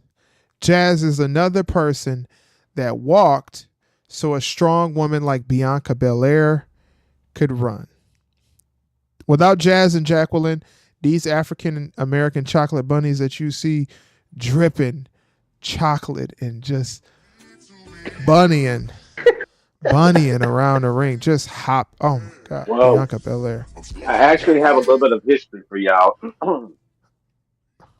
Go back to 2002. You said Jacqueline and Jazz never wrestled. They actually did. They They did. actually wound up wrestling when they were giving Jazz a push. It was on the episode of Raw back on January 14th when she defeated Jacqueline, become the number one contender for uh, Trish Stratus World Trish's belt. Championship Yeah. at that time. Was it even on television? Because I don't even It think was I on Monday night. remember. So Monday Night Raw in 2002, Yeah, I'm seeing it right Oh, now. Which is a crazy and thing she because and she wound up defeating her and winning the title against Lita and Trish Stratus in a thread at WrestleMania to become the women's heavyweight champion of the world. She did. when we look up black women's wrestlers, right? You know what I think Jade Cargill need? First of all, let's say this. You know what I think Jade Cargill need? She need a manager. Go find her. Tell MVP to bring his ass from the fucking Cayman Islands. Stop drinking mimosas and fruity drinks. Mhm. Bring your ass back to WWE and get as close as you can to Jade Cargill. Because if you put MVP with Jade Cargill, good lord, the money that woman will be. Because that's one thing she needs. She needs somebody to make her confident. Charisma, there's a natural charisma to a human, which she has. But when you in a wrestling business and you need a little something to be brought out of you, you need you a manager. she Now could talk, but I get your point, she could talk, Master. She but could talk. if you put MVP with Jade Cargill, there's no stopping Jade Cargill. And I do know of Oh, Jean like to Black sell her, Venus. like to Yes, sell her, like to sell her matches and talk about how great she is. I know what you're just talking to get about. she needs somebody like MVP just to put that hype on her. And I do know about Jean Black Venus, which is a legendary black African American women's wrestler as well. But when we talk about on the main stage of wrestling, and you look up African American women's wrestlers from the history books, Jacqueline is the first ever that's put smack dab in the topic with the likes of Sable, Ivory, Miss Kitty, um, the girl who was messing around with X Pac as well. What's her name? Jackie Gator, I think that's her name. She was put in the mix of a lot of women's wrestlers who were, the main Trish Stratus, the main eye candy back in the day, because they were still wrestling. Don't get it twisted. Just because they was showing a little Got titty and Alicia they was Fox. You can put Alicia Fox on that list there. She was one of the yeah, women that was pushed to put Awesome Kong with her brief Awesome moment in Kong, yeah, WWE. yeah. Um, There's a few of them, and Alicia Fox is one that I think that if WWE was smart, they need a talent like Alicia Fox, that's a vet that still got that dog in her. You know what I'm saying? Alicia but, Fox is an underrated wrestler as well. but let If me you give you ask guys me a little bit of. today, hold on, before you get your facts, Uh-huh, Ruben. If you ask me today, right now, if we put uh-huh. two women's wrestlers in the ring and it was Mercedes Monet and it was Alicia Fox, I'm picking Alicia Fox every day of the year, even on Juneteenth as well. We pick her on Juneteenth, June 20th, and June 55th. Every single day. If you put Alicia Fox and the tail of the tape is Alicia Fox versus Mercedes Monet, I'm taking Alicia Fox every single day. Natural charisma, natural mic skills, natural ability in the ring. Yes, of course, those women weren't taken that serious, but they were still serious wrestlers. And Alicia Fox is one that I would take over a lot of females currently in the business right now. But Ruben, go ahead with your facts. Marcus, we'll get to you after we're done with Ruben. Well, yeah, all those women you named were tremendous, and they're all fantastic during the '80s, the '90s, and also the early 2000s. But there is a woman by the name of E. Johnson. Now, this is way before all of us. Mm-hmm. E. Johnson was the very first ever, at the age of 16, first black woman to ever compete and become a world champion in professional wrestling.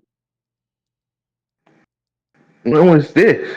She was born in May of 1935 in Oh, She died of a heart disease condition, but she wrestled in the early years during the 50s and 60s with a promoter by the name of Billy Wolf.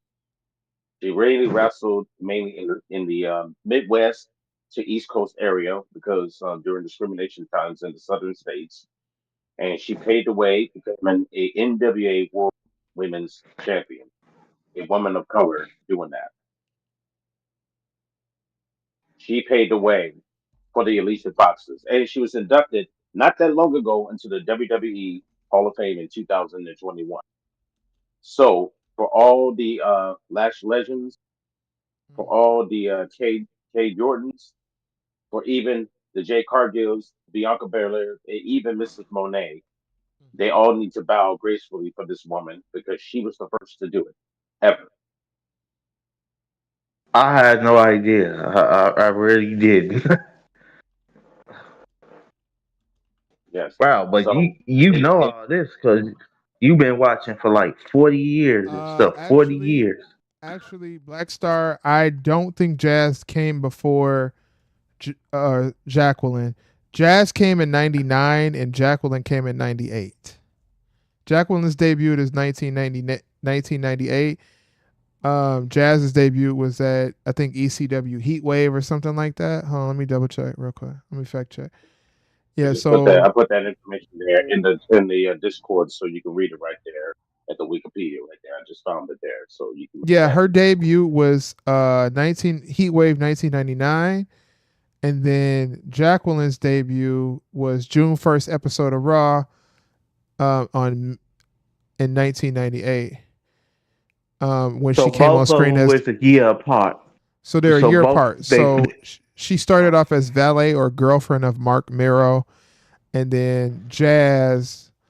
Um, the match was Jazz versus Jason Knight. That's what I'm seeing now. I'm just trying to double check my facts of her debut. Um, but it looks like when I did my research, it says her debut was 1999 and Jacqueline's debut was in 1998. Hey, let's go. Shout out to the dub on Fortnite. But at the end of the day, um, Jazz and Jacqueline walked so people, even so Awesome Kong could run. Even though I don't think Awesome Kong is doing too much running. Shout out to Awesome Kong though. Don't beat me up. don't beat my ass on some Kong. I know you're a big mama, but you know, hey. Big mamas need love Don't too, forget about brother. She, Naomi. Forget Naomi and the Funkadactyls. Forget Yeah. Naomi there. Naomi and the Funkadactyls. I mean, a lot of African American talent, female wise, even and I know you was talking about that lady from, way in the back in the day. But when we talk about mainstream on the mainstream wrestling, the biggest promotion of all time, WWE, Jazz and Jacqueline, mainly Jacqueline, then Jazz, walked. Hmm. So all of these females, Lash Legend, Jakara, Jada Parker. I mean, you said Mia Yim got some black in her. Mia Yim, um, Kalani Jordan, the list goes Kalani on. Jordan, Mercedes Monet, um, Kira Hogan, if I said her name right. Kiera Hogan. Kira Kiera Yeah, Hogan. Hogan. all of Yep. these African American women that are in the league right now of wrestling, Jazz and Jacqueline walked so y'all could run because y'all weren't going to be mainstay features. Um, and that's just like a lot of the times with the women, the men's wrestlers too. Like we don't get we don't get we don't get wrestlers who get taken seriously that are African Americans without Ron Simmons. Oh, that most definitely. And people don't even pay attention to the fact that Ron Simmons is what he is or was what he was. They just know him for saying the word damn. But wasn't he considered the first ever WCW African American champion? First and Yeah, last, well, WWE Booker's, considered him to be. W, yeah. well, WCW, I mean, what WWE considered him to be the first ever. But in my history, I would say it was Iceman King Parsons because he Oh won yeah. the world class championship wrestling title. I would consider him being the first to do it. But as I mentioned, a lot of these brothers that we talked about, have all won the world heavyweight championship in other companies throughout the world. You know, Of course. but they didn't get the credibility and the love that they deserve. Just like right now, you can look at kind of 2.0 versions of people such as like the New Day. You look at them, they could be like Tuco Scorpio and Coco Beware. Of As I mentioned, course. Bobby Lashley reminds me of Tony Atlas. Of Kamala course. reminds me Yes. of Fenby. So Yes. you got all Wayne reminds me of his father, Rocky Johnson. Got the talent, got the skills, got the showmanship. Yes. It's always going to be the next step level open. Heck, I can even talk about Bobo Brazil, Apollo Cruz. Yeah. Both of them were in magnificent shape. So it's Of always course. the next level up. It's the next level up in the next generation. And like I said, there's going to be plenty of young talent coming out the gate. They're going to come our way, and they're going to be something special to see for years and years to come. Though, just keep that grind up, fellas, sisters. Keep those grind up and keep your head up and keep pushing forward. Gold is coming your way. They ain't got And a young lady. I think her name is Queen. What's her name? Queen Queen Amanada. AEW. yeah, Queen Amanada. she She's never going gonna to win the be a world world heavyweight. champion I don't in in WWE. She AEW. might. She gonna be the world champion in She's a WWE. jobber in AEW. That's what it is. She's another proving our point. Prove our point. That's another black talent that's not being used. Every Maybe, Ezekiel black talent. Jackson. You can maybe bring up they're Ezekiel Jackson back in the day. Ezekiel Jackson. Jay Yeah, Lethal. You can bring up him. yeah, Scorpio Sky. You talk about the Boogeyman. I mean, we can bring names up like that. New Jack, who was the brother of Hardcore. Thunderbolt Patterson. yeah. I mean, there's a lot of people's names that we can mention. Ahmed Johnson, who was a dominant force during the Attitude Era, as Continental Champion. Viscera was a super heavyweight, Well, let me ask a you a question. mastodon. What do you think? What do you think? Why do you think Ahmed Johnson never got any further than he got? Did he get in You know, trouble? Did he get in trouble? Because when he was IC he champion, when he was IC champion, he was primed to be a main eventer, but he did something that Mm. and he had to drop the IC title, and he never went further than that. I think he did some well, drugs or something. Got caught doing well, drugs. well. I think his issues had a lot to do with weight. You know, he didn't really. I mean, he looked good when he was with the Nation of Domination, but his weight issues got to be kind of fluctuated from time to time. And yeah, I mean, he had a split in WCW. Though he was supposed to be Harlem Heat 2.0 that never really manifested anything. That's why it was one and done, and no one really knew anything about it. But when he retired from WWE and WCW, he went off and wrestled in the indie circuits. Paying his dues and stuff though. But at the end of the day, I mean, he was actually, ironically enough, he actually got picked up by the Dallas Cowboys, and after his split with the Cowboys, he tried to join the army, but he got discharged for striking his captain for overviewing his orders, calling him kind of a coward. I mean, this is a guy who was 6'6", 300+ pounds. I highly doubt he was a coward. Well, the But thing about Ahmed but Johnson, what I heard, Ruben, is I heard that Ahmed Johnson just was too hard to work with in the back. And it wasn't just the Caucasian people saying that.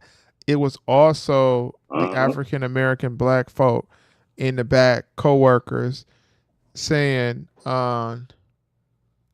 saying that he was just hard to work with. So he probably had his trials and tribulations that he dealt with. Um, I don't necessarily feel like the world held Ahmed Johnson back. If even the black folks saying that you had problems too, Ahmed Johnson held it back because I mean that's a guy he size, charisma, all of those things that you need, decent work in the right. ring. There was nothing to kind of hold him back besides himself, which is a thing that happens to a lot of African Americans. Um, it can happen to a lot of people. It happens to people in real life. What you choose to do out in the outside world and how you choose to conduct business and how you let your emotions take over for you will determine what happens for you in the future. One person I want to bring up that isn't slept on, but people don't understand how valuable he is. Mark Henry. Oh, Mark Henry. The that's most the Go most ahead, definitely least Ruben. Hall of And Fame. spoken the most least spoken of all the people that list there and should be speaking highly. This man was an Olympian.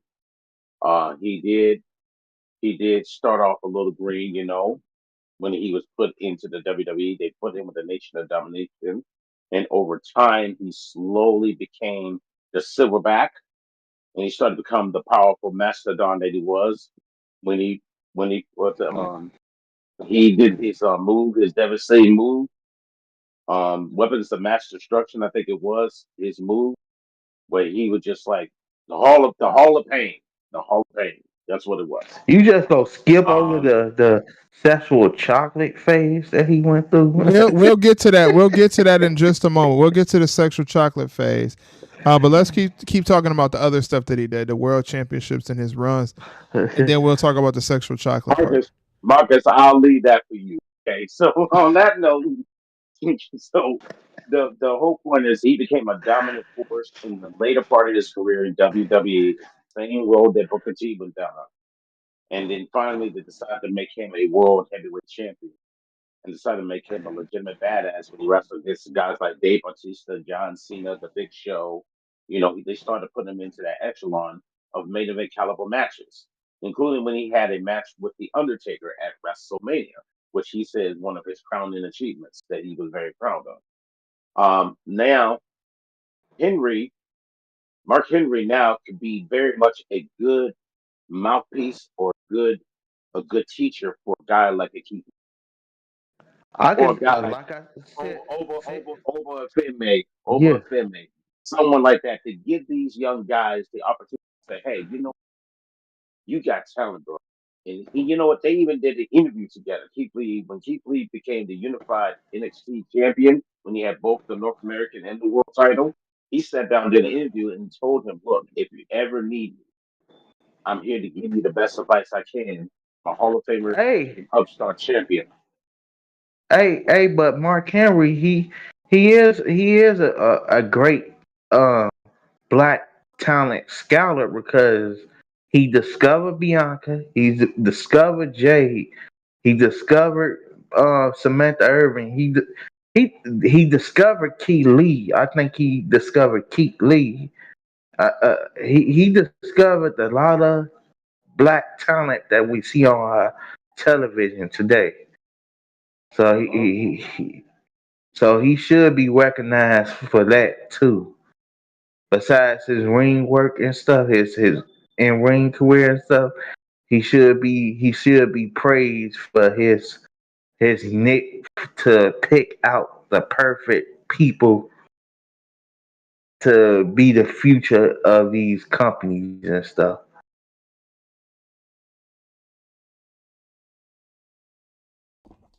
I agree 100%. I think Mark Henry has this is the reason why he was in WWE and doing what he was doing. Um, I think he was called. What was the name that he was called for WWE? Was he there? One of their talent scouts. Yeah, he was. That's He how was that's how they got Jay. I mean, that's how they Bianca, got Bianca and stuff. right? Um, so I think like Mark Henry, man. Hold on one second. Give me one second. We gonna talk about the part you want to talk about in just a moment. There, Marcus. But I think Mark Henry he's somebody who deserves some flowers for real. Now I didn't rock with his ideas of going to um AEW. But I understood the assignment of what Mark Henry was there for. He went over there looking for talent. Now he found some talent, but the question is, what did they do with that same talent that he had found? So now I know the portion that Marcus wants to talk about. We're going to go ahead and switch over and talk about Mark Henry's character. Give me 1 second here, y'all. As we're going to talk about Mark Henry's character as Sexual Chocolate before we get started in the chat.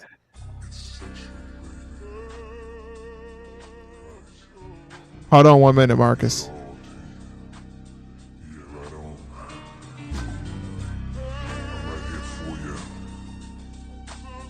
The strongest man, Mark Henry.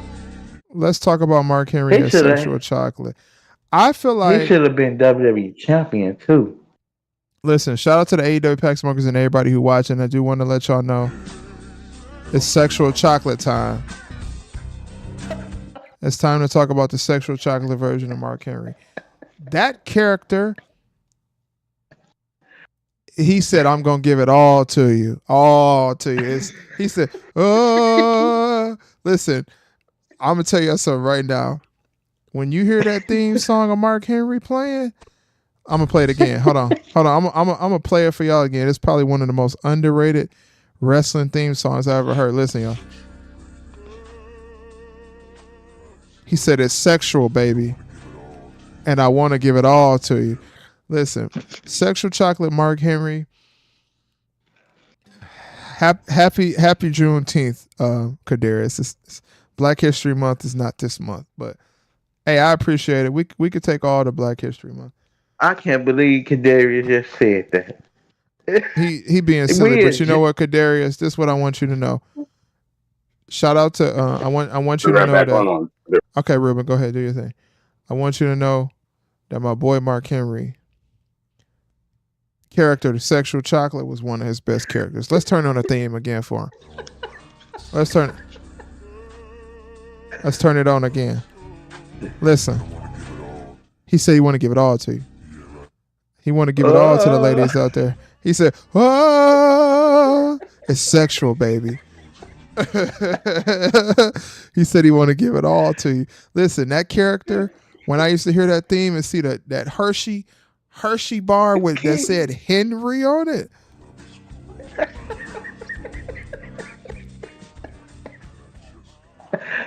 I swear to y'all that had to be Barry White singing that theme song. It had to be Barry White singing that theme song. I thought the thing was kind of hilarious. Right. Hey, listen, LTK, he said he not just gonna give it to you, he gonna give it all to you. He's a generous lover. When I tell you the character, listen, I like Mark Henry, right? Mark Henry is definitely one of those guys that I always will put on my top list of African Americans who are in the wrestling business because of his mind, because of the fact that he is a real actual athlete in the real world.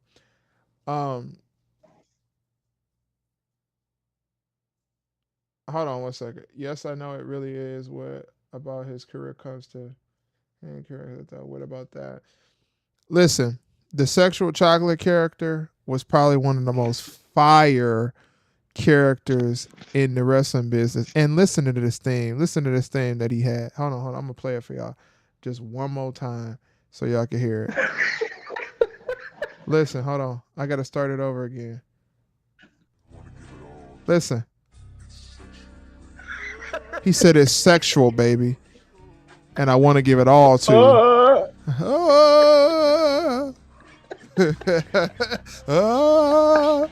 He literally I'm said gonna use that as my thing. I'm gonna use that as my ringtone.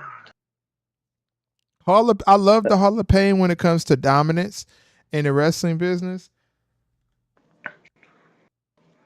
And we only had that character for that character. We didn't have that character for long. I wish we would have got the Hall of Pain character for a few years. K Breezy said you played a Mark Henry Sexual Chocolate theme song before you go down on Shayna, which is crazy. Oh my God. Here we go with this, Kate. But what I will say about the Sexual Chocolate character was so much good TV and entertaining, and the crazy stuff that he had going on. even like his early obsession with China. He Hey, had his that's the song K Breezy be playing when he be giving Vicky Guerrero the sexual oh chocolate this what treatment. you playing, K Breezy? No puff. He be playing that when he be going inside Vicky Guerrero or Linda McMahon. That's the song you playing, K Breezy, for Linda McMahon and Vicky Guerrero. If you playing that, my brother, I don't. Hey. No, don't get me wrong. I listen, and then that. So I'll go out and say this, right. Mark Henry is one of those wrestlers who had some of the best themes in all of wrestling history. You had the sexual chocolate thing that he was gonna give it all to you, not just a piece. He gonna give it all to you, not just one piece of the bar. You remember he had that big Hershey bar that said Henry on his Titantron. He gonna give it I'm all to surprised. you. I'm surprised. I'm surprised we didn't get a segment with him sitting in a ring and stuff, and like a pool of chocolate, and you have Hey, somebody like hey, hey, Jazz come out and just splash in there with him. hey, We get wanting all Mark chocolate. Henry to sit in a pool full of chocolate is crazy. That's Yeah, crazy. no. Yeah, that's crazy as hell. That's crazy as hell, Hey, it was Marcus. a big. What? It was a big. It was a big opportunity miss right there. We could have got Jazz or Jacqueline in that ring with him I think and some chocolate. Jacqueline was on his arm for a point in time, right? She was one of his valets. Hold on, let me We look could up have. Mark Henry. Now, what I was Shout saying out is, to Willow uh, Nightingale. Shout out to Ricky Stark. Shout out to Private Party. Just to name a few in this industry that we got to send shout outs there too. they ain't none of them doing shit. Honestly, Yeah, they I ain't not. gonna lie to y'all. Listen, Mark Henry's Tron, his theme Tron, was a picture of a chocolate bar that said Mark Henry sexual chocolate. And it said net weight 380 pounds. They was trying to say that the weight of a chocolate bar was 380 pounds. The sexual chocolate Hey, character Mark Henry was so fire to me. Um, hey, missed opportunity though. We could have got him in some pool of chocolate with Jazz, yo, asking for a and we man could in a have pool seen of a chocolate set. is crazy as hell. No, What? What not the to see him fuck? just based off his gimmick, just based off his No puff, gimmick, no and we could puff. have got Jazz Freaky in ass there. nigga, he is 69 God. All chocolate. We could have got some chocolate syrup, some chocolate sauce, some chocolate strawberries, and just Shout have out to Jazz Stokely. going to town in there. Stokely, what's going on with Stokely? Shout out to Stokely there. He's a brother. Shout out to him. Happy Juneteenth. Wait a minute. Wait, I don't listen. I shout out to Stokely, but this Negro is on here talking about a man in a chocolate pool. Freaky ass nigga, he is 69 That's God. crazy as Freaky fuck. ass Hey, nigga, he hey, is that would have been 69 God. that would have been a lit segment. Him in there with Jazz and stuff, Marcus, and some chocolate sauce. You, Marcus, you get all chocolate. Hey, it plays off his theme. Um, it plays off his thing. He's giving all the chocolate to Jazz in the wing. I Marcus, would only want to see it to see Jazz getting chocolate put in her on her. Shout out to the Marcus. bounty hunter. Saying that you want to see Mark Henry in a pool of chocolate, that's crazy. No puff. No, no, no, no, no, no puff. Hey, you telling me that segment would have not fit with his theme and his Hey, character? hey, Shout listen, out to Lee Johnson. I don't judge anybody for any of their likings of things that they like to do. If they like to get on Grinder, that's your thing. But wanting Mark Henry in a pool of chocolate so Jazz could come down with him and Jacqueline could come down with him, it's crazy as hell. That's crazy as Yeah, hell. that would have been lit. That would have been lit. Just have Mark Henry just giving them a live chocolate set celebration. That would have been lit. Marcus, You keep saying it, and every time you say it again, it sounds worse and worse. Or is it just me? LTK, is it just me, or does that Yeah, sound? you hearing it wrong. You hearing it wrong. I don't know how You else I could hearing it hear it. wrong. You think I'm talking about wanting to see Mark Henry in there? Like I want to see, like I want to see Tony Storm and some syrup. No, not like All that. right, I'm all gonna right. Well, before we move on to the next portion of the video, let's bring it back play the thing one more time. one more time. Listen, he want to give it all to you. Listen, AJ Cargill, Bianca Belair, black girls, Arabic girls. Listen. That's what I'm gonna give it all to you. Oh. They said, yo, that theme. Listen, that's probably like one of my favorite themes. Uh, Shout out to Chris Bay, hey, TNA. listen. Yeah, we do want to give a shout out to a lot of those talents that are in the business that haven't yet gotten to where they need to get to. Your time is coming. Willow Nightingale, your time coming.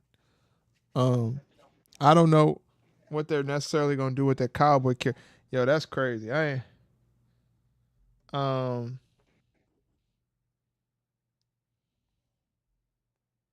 Hold on one second.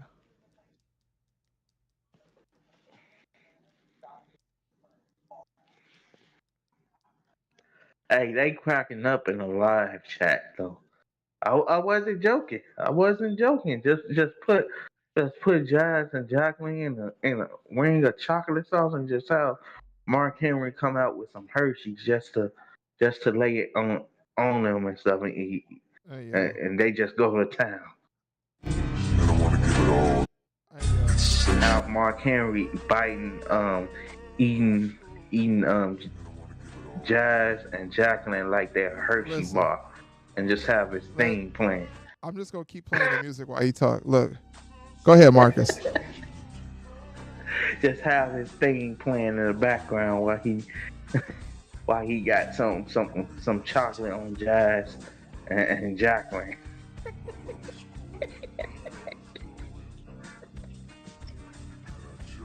Did y'all notice that he said his love is growing in the theme song?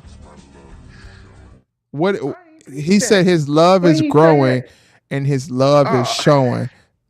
And if y'all know back in the day in the 80s and 90s, they didn't blatantly say that they wanted to put, ding-a-ling in you. They used to say they love is growing. Just like Ruben favorite Aaron Hall, he wouldn't blatantly saying he wanted to put it in you, putting the thing in. He said he want to put his love in. Listen.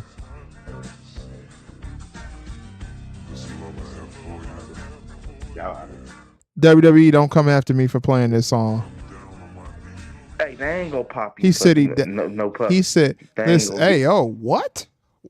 I said they ain't gonna pop you, no puppy. I don't know why you was late to the stream or not. Go ahead, Mark Ruben. Say what you say. Shout out to AEW. Shout out to AEW Khan with his name, I think KAUN.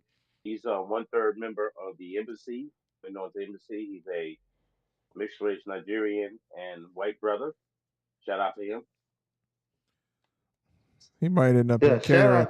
But saying I was gonna get popped for something is crazy. No puffy. Hey, I was WWE ain't as aggressive as you know what. They ain't gonna block you or give you a strike quickly as AEW gave me a strike so quick. They put a strike so quick on me. They took my damn stream down. I tried to watch some AEW coverage, and they took my damn stream down. They said, "Oh no." And the crazy thing, how they expect somebody to support them if they go sit there and block them or put a strike on their channel when the person is trying to review their stuff? Listen, if anybody ever got my channel taken down, it would be AEW. Be honest with you. But I don't. Hey, it is what it is. I just make a new channel. We all come back. Hey, listen. Yeah, saying Right. I'm gonna get popped while playing that theme song is crazy. That to me. Hey, that would have been a perfect.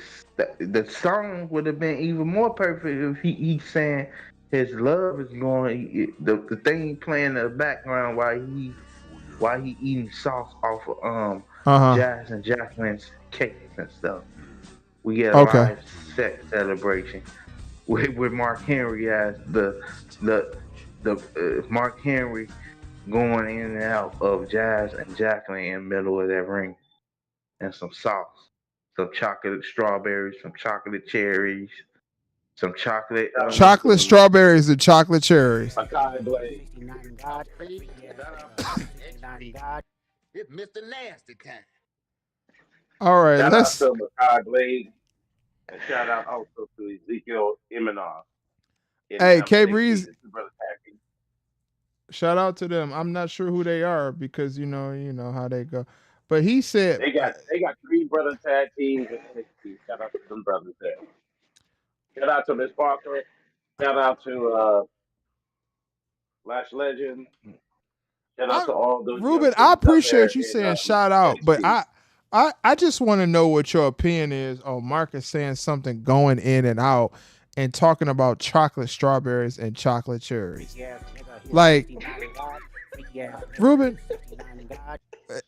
I know you are usually the person that gives the information that is off of the logic and is very knowledgeable. But I just want to know, is it just me or is that a wild statement to be talking about, saying that Mark Henry should sit in a pool full of chocolate? Like, Ass nigga. He a I'm just 69 I said God. confused. with Freaky ass Jazz and nigga. Jacqueline. 69 God. No, I said with stop, Jazz and stop, Jacqueline. stop. Marcus Monet Brown, stop it. You said, wouldn't that be crazy if Mark Henry was in a a pool full of chocolate, and then you Yeah, paused. no, I didn't, Paul. No, I Uh, didn't. LTK, did he pause or did he not pause, brother? I did I not know I'm pause. not crazy. I'm a lot of things. I can't see well. I can't see in the dark. There's a lot of things that Uncle Master Mark says. Sometimes, you know what I'm saying? Anytime, here it Go ahead. is. Here's the OG in me about to speak. The OG in me. Anytime a brother talk about another be dipped in chocolates and cherries, we may need to have to examine where his fruit really is. Uh-huh. See? Talk about a brother Hey, dipped in some chocolate. It's crazy. I, Going in and out. I, Going in no, and out. no, no. I Right. didn't pause. I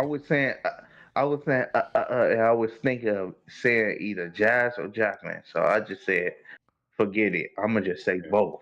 Like I'm gonna just LTK say, said, Marcus Vontavious Orenthal, Monet Brown. What are you doing with your life right now? What? Yeah, for sure. I know Johnny Cochran said if the glove don't fit, you must acquit, but that statement don't fit in this topic right now. That's crazy. Saying a man should be dipped in chocolate in a pool and then pausing is crazy. No, Puffy. That is that is For the that's wild, that's for the going wild, past Mr. Nasty wild. time. That's like that's hey yo, that's crazy. Dipped a man dipped in chocolate on my stream is crazy. Like, How long you been on that shit?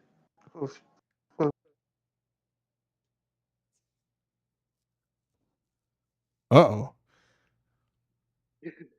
Well, I think that put that to an end. I think we did. That just got put to an end right there. Wow, that's a Yeah, little bit. That's a bit yeah, out of yeah, control. that's crazy. We gonna be on for just a little bit a little bit longer. I do want to bring up a couple more people. Let's talk about. Hold on, let me go back into my notes real quick. Oh, good God. Let Let's Oh talk man. about Big E. So listen, Big E, right? I like that Big E could be something, or he could have been something. We don't know if Big E's ever going to come back, right? But for me, I always felt, and I don't know if you agree with this, Ruben, or not. But for me, I always felt like Big E, to be that size and be that dominant, he is just too daggone silly. Like I feel like Big E, if he was legit, like if they had him as a legit character, a legit tough guy. First of all, Right. he the size of Big E, right? He almost reminds me of somebody that's over there on the non minority fan side, also known as AEW. He also reminds me a little bit of Powerhouse Hobbs. What do you think? What do you think about that? Biggie and Powerhouse Yeah, Hobbs. but yeah. You look at them. They both pretty much cosmetically look like the same type of guy, except one guy has 11 or 6 foot. The other guy's 6'5". Um, Mm-hmm. Carl Hobbs, he can be that type of guy. I think what some good is not being involved in fact. Hey, I think he needs to but stay out of Hold on one it. second, Marcus. okay. But I think he needs to stay out of a faction because the moment he gets a belt around his waist, depends on what it is. The moment he gets a belt around his waist, he's be because they have him built like a killer. They have him built straight up. Actually, if you want me to be honest with you, Powerhouse Hobbs reminds me more of Mr. Hughes. He reminds me more of Mr. Ruben, what? Hughes. And I look at Big E. Big E reminds me more of like I Yeah. would say more of a flamboyant character like the clothes he wears. That's what New Day reminds me of. It reminds me of two They're guys who just can be three Coco honest, who they Bewares. wear, Yeah. what you That's what wear I exactly. yeah, Hey, I can agree with they that. teasing a breakup of New Day. They may have Yeah, but when they break having up, what's gonna happen? Kofi Kingston won't do shit. Xavier Woods couldn't do shit. Those guys have been in that tag team for so long that even breaking them up is not going to give them any gain. That they're not they gonna should have gain from that. they They should should have have broke broke up up when in Big E left. 2020. Yeah, they should have You're broke up when absolutely right. Big E. It should have broke up when Big E was on SmackDown, and I pitched this years ago. I said, why didn't they just have Big E just destroy Kofi and Xavier? Just we could have got the heel Big E that we got in They've always 2013. been, We could have but got that but today. but even that wasn't even that much of a heel. They've always been fearful to take a guy like Big E and make him look strong. Because I don't know what it is about Big E, and that's something on Vince, I'll say. But they made Shout out Big to Lee E. Rush and shout out to Titus O'Neil. Oh yeah, shout out to Titus O'Reilly. Hold on He's one an second. ambassador for WWE now. He's one of the Yeah, ambassadors. but Big E, like I said, when you look at New Day cosmetically, they are. They are. So they glorify 3 levels of Coco Beware to Coach Scorpio. And I've always said this: there's two different types of color wrestlers in the business. It Mm-hmm. is either the straight arrow, like you see with a Bobby Lashley, who's a legitimate badass and a tough guy, and goes in the ring, looks good, dresses like a professional, looks like a world champion, Mm-hmm. and then you get the R troops. Yeah, yeah.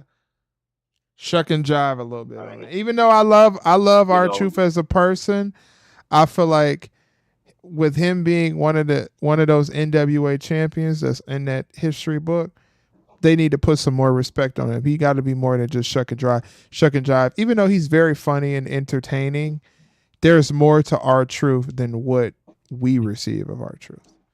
He's I he's think he's a Hall of Famer. I think he's a Hall of Famer too. I would say so. I would give I him a think Hall of Fame. I would think, okay, good. I would think that everybody needs everyone to go back and watch the NWA TNA days on your Yeah. YouTube page or wherever you go. And I want you to look at art. Was I forgot what his character name was there. He cut a promo with Ricky the Dragon Steamboat that to me solidifies him. That would tell me that he deserves that Hall of Fame status because at that moment of time, he looked like he was a legitimate wrestler. Yeah. I want everyone to watch NWA TNA. If you listen to this, go watch it on your YouTube page and look up with R Truth. I think he was called something else. I can't think of the name. Oh, Ron Killings, whatever he was called at that. His real name, Ron Killings. Go and look him up. Yeah, At that that's what he time, was. Yeah, Yeah, he was Ron a Killings. heel, but he Warren cut Killings. the best promo of his entire career.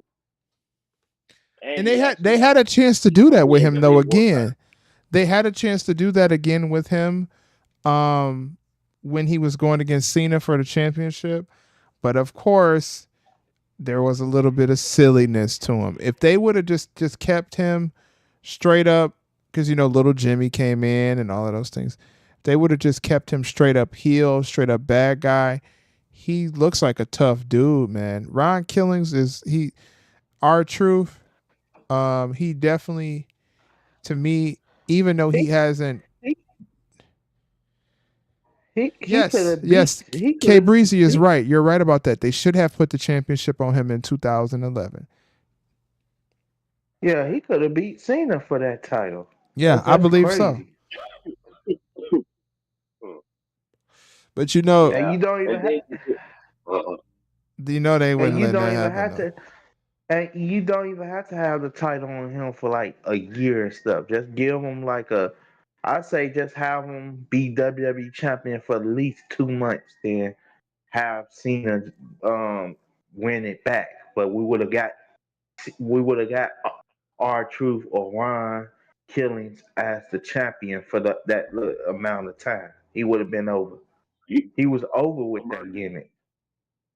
so Marcus, you're trying to give him the proverbial Jinder Mahal title reign treatment. Um, if it was up to me, if it was honestly up to me, I would have our truth win that title and have it for like if it was my decision, I would have him have the WWE Championship for like 8 months. Give him like a decent run with the title, He like was a in a good 200-day spot reign when with he the was title. going against Cena. He was in a really good spot for that championship.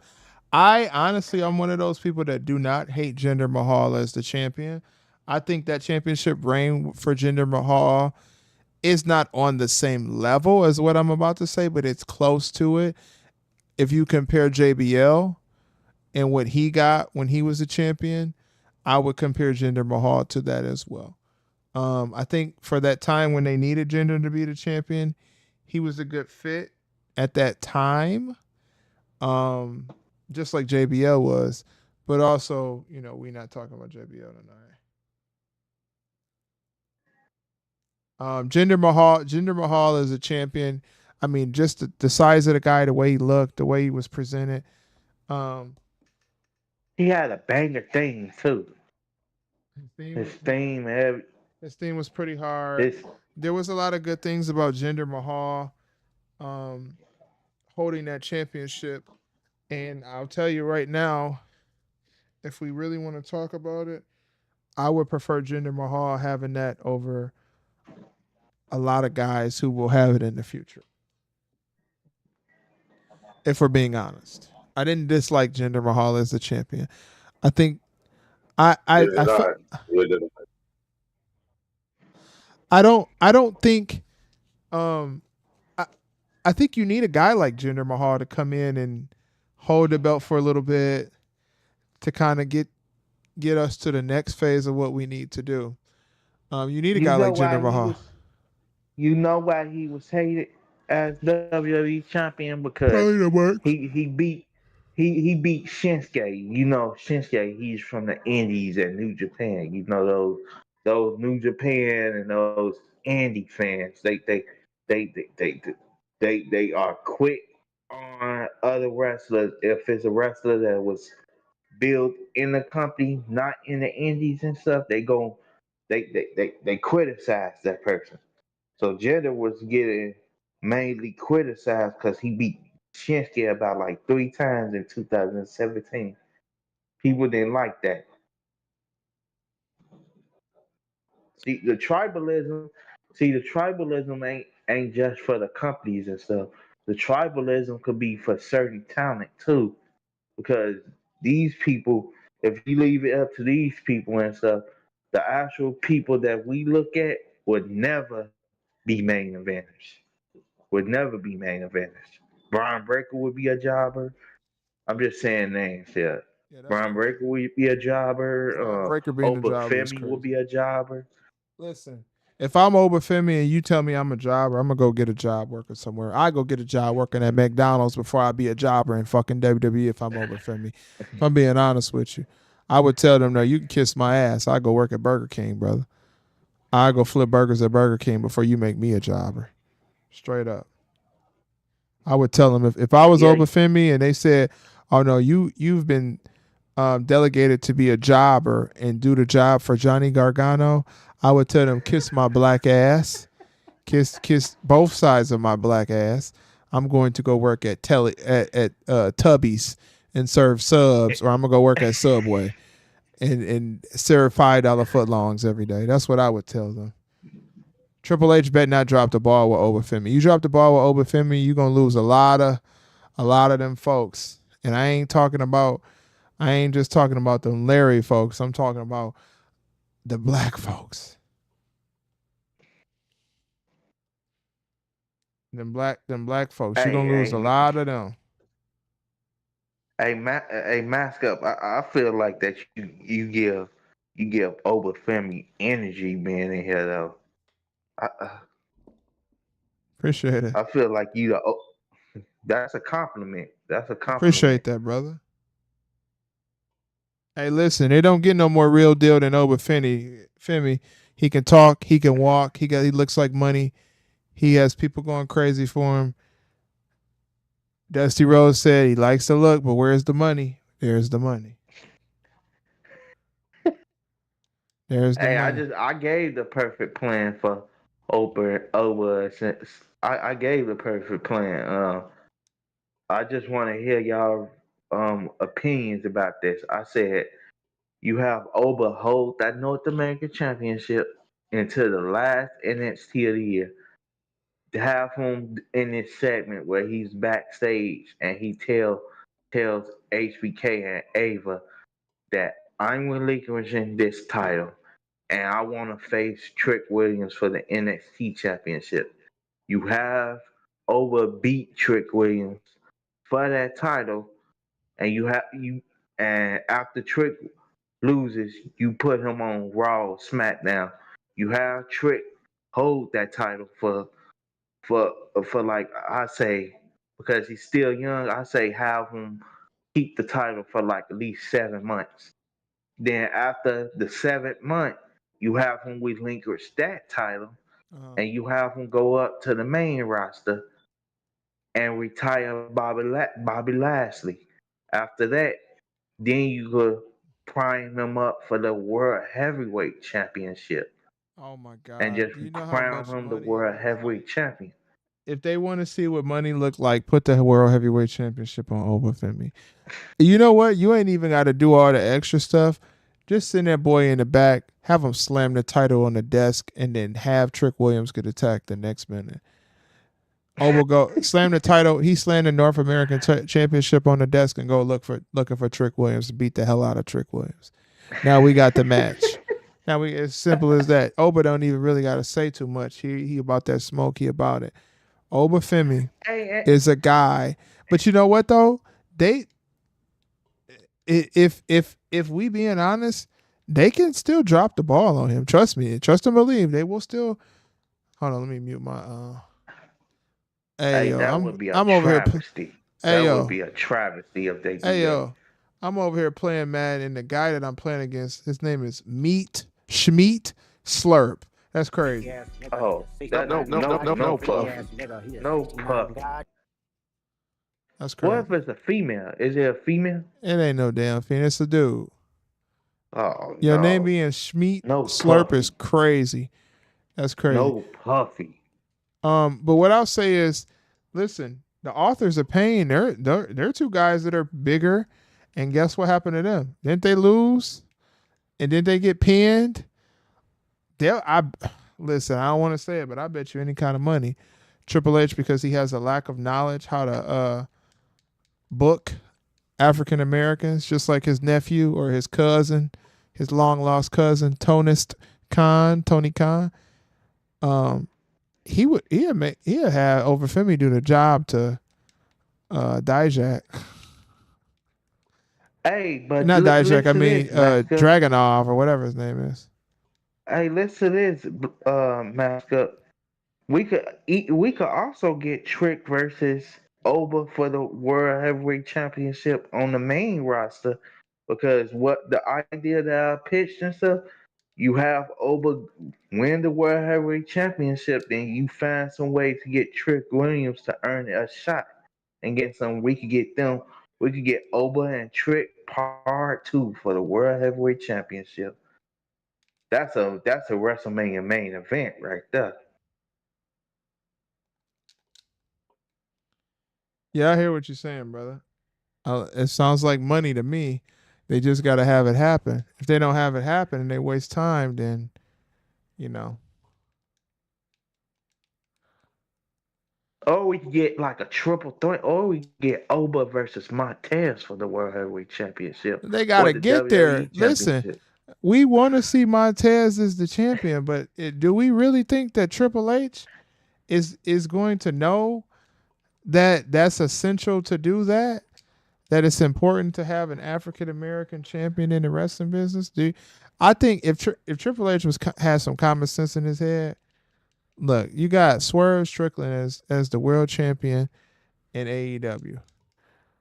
Go ahead, put the championship on a black fella. I mean, they did put it on Damian Priest, but you know what I'm saying? Like, y'all know how I feel about that. I don't feel like Priest is a jobber. Don't get me wrong, he's not a jobber, but he's just not. I just Shout don't out to take Damian Priest. Priest.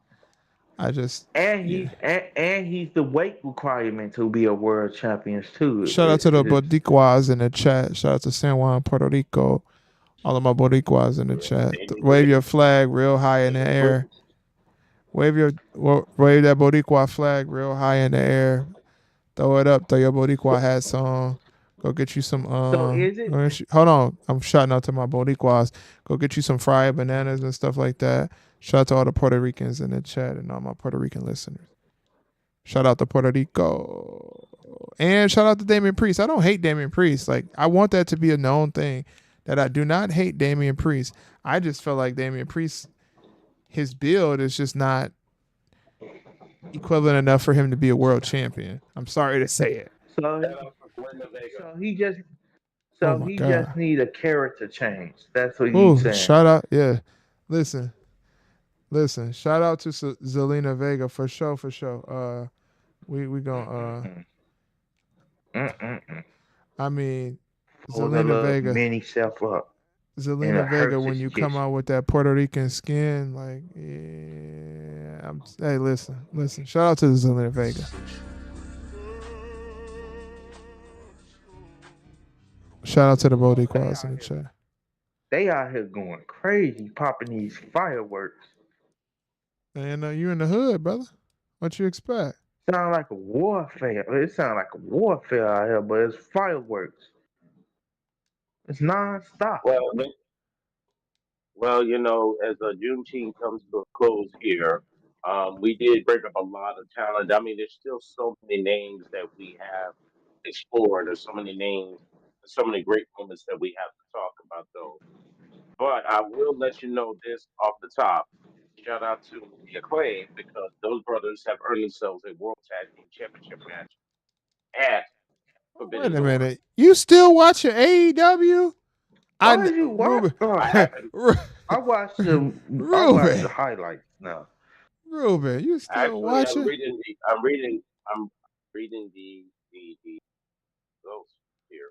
They won their match against the Young Bucks, so they earned themselves a title match. Oh They my ain't gonna God. win those titles. Wait, aren't They they? ain't gonna. Who is? No, Who got the triples tag team titles? It's those that's bang the bang gun. boys. That's the Gun Club, the Bang Bang Gang. That's the Gun Club.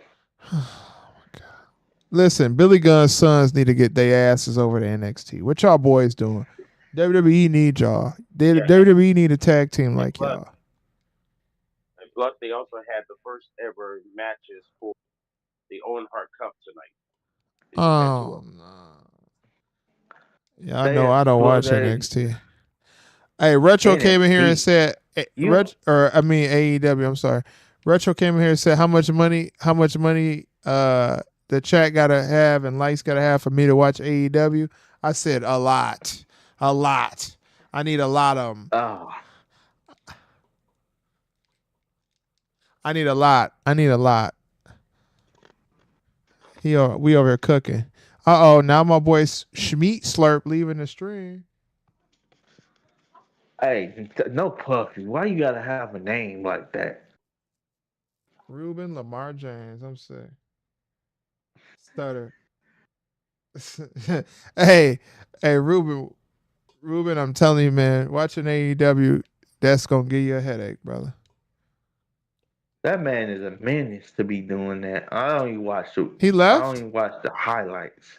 Wait, Ruben left? Oh no, Ruben's still here with us. I'm gonna Oh say, no, no, I'm still here. No, I was sitting here reading the results here. They said also Switzerland is in the ring talking to Osprey, and Osprey happened to bring up uh, what was this group that Swerve was part of in NXT?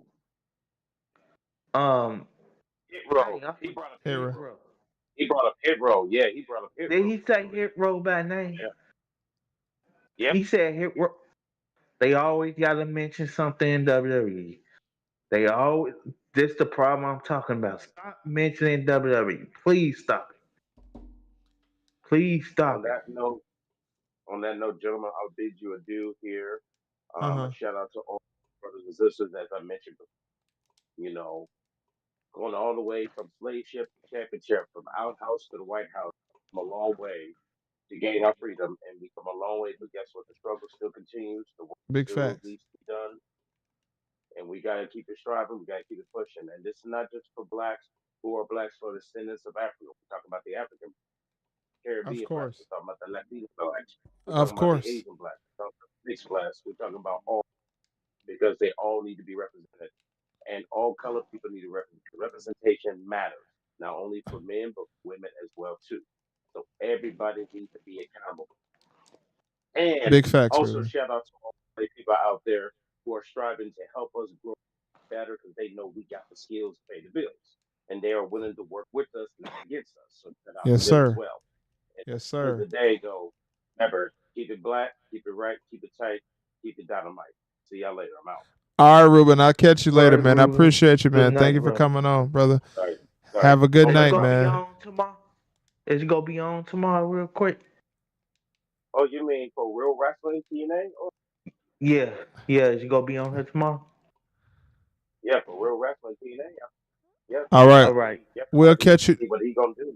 All right. We'll catch you tomorrow, Ruben. I appreciate you coming on with me tonight and spending the time with us. You're definitely one of those people that's always helping us out and very staying very dedicated to the channel. I appreciate you, Ruben. Thank you for coming on, brother. Yeah, no problem at all. I'm out. Later. All right, man. Later. Have a good night, bro. Uh, yeah. I'm All right, sorry, I Marcus. can't. So But Ruben is I gone. Ruben is gone. So now you can go ahead, let it all out, brother. Ruben ain't here let to what make out? sure. Ruben ain't here to make sure you stop from being a freaky deek in the chat. Go ahead, brother. You said Mark Henry and chocolate, didn't you? Go ahead. Oh yeah. Have Mark Henry with some chocolate and So, hey, not like that. yo, Not like that. hey, With yo. Jazz and Jacqueline. Just have him and some chocolate with Jazz and Jacqueline. You just have them eating the chocolate off they backside. And we get that custard I sauce wish on them Ruben should too. have stayed here, brother. If Ruben would have been here, you would have been acting right. Because when we got Ruben in here, you got to act right, brother. You got to stay on that topic. I'm telling you, man. hey, yo, LTK, your boy Marcus Brown talking about some dipping somebody in chocolate. That's crazy. Yo. Hey, Yeah. look, listen. No puff. Freaky ass nigga. He That's crazy 69 as God. hell. Freaky ass Hey, nigga. He master, 69 God. don't be tweaking here because you will be dipping Jada Parker in some Hey, chocolate, and hey, yo, wait a minute. Hey, you'll be wait a minute. dipping Jada Parker in You scared me some for a chocolate. second. What you thought I was about to say? You thought I was about to say you should be? Come on, bro. I ain't. I hey, like hey, strictly females, bro. hey, listen. Listen, I know it's some out there, some angels out there that want to see Uncle Master Marks dipped in some chocolate. Go ahead. Go ahead. It's sexual, Oh. baby. I want to give it all to you. I'm telling you. Not just a piece, every single thing. Every single thing. Listen, I know of some folks out there that want to see Uncle Master Marks dipped in some chocolate. Hey, listen, I got you. I got you. but, but you over here acting like you would not do that to Jada Parker or Bianca. I never said I wouldn't do it. There's a lot of human beings in this world you can dip in chocolate. Like we could dip J-Lo in some chocolate. Boy, shit. Boy, J Lo. Oh, Oh, yeah, oh, most J-Lo dipped in some definitely. chocolate. I see Jada Parker and Bianca Belair. We not dipping them in chocolate. We dipping them in caramel sauce. Hey, K Breezy, that nigga tweaking. That nigga said, hey, Mass, we can have you dip somebody in chocolate. I'm like, wait a minute, brother. Hey now. Say now, Hey, player.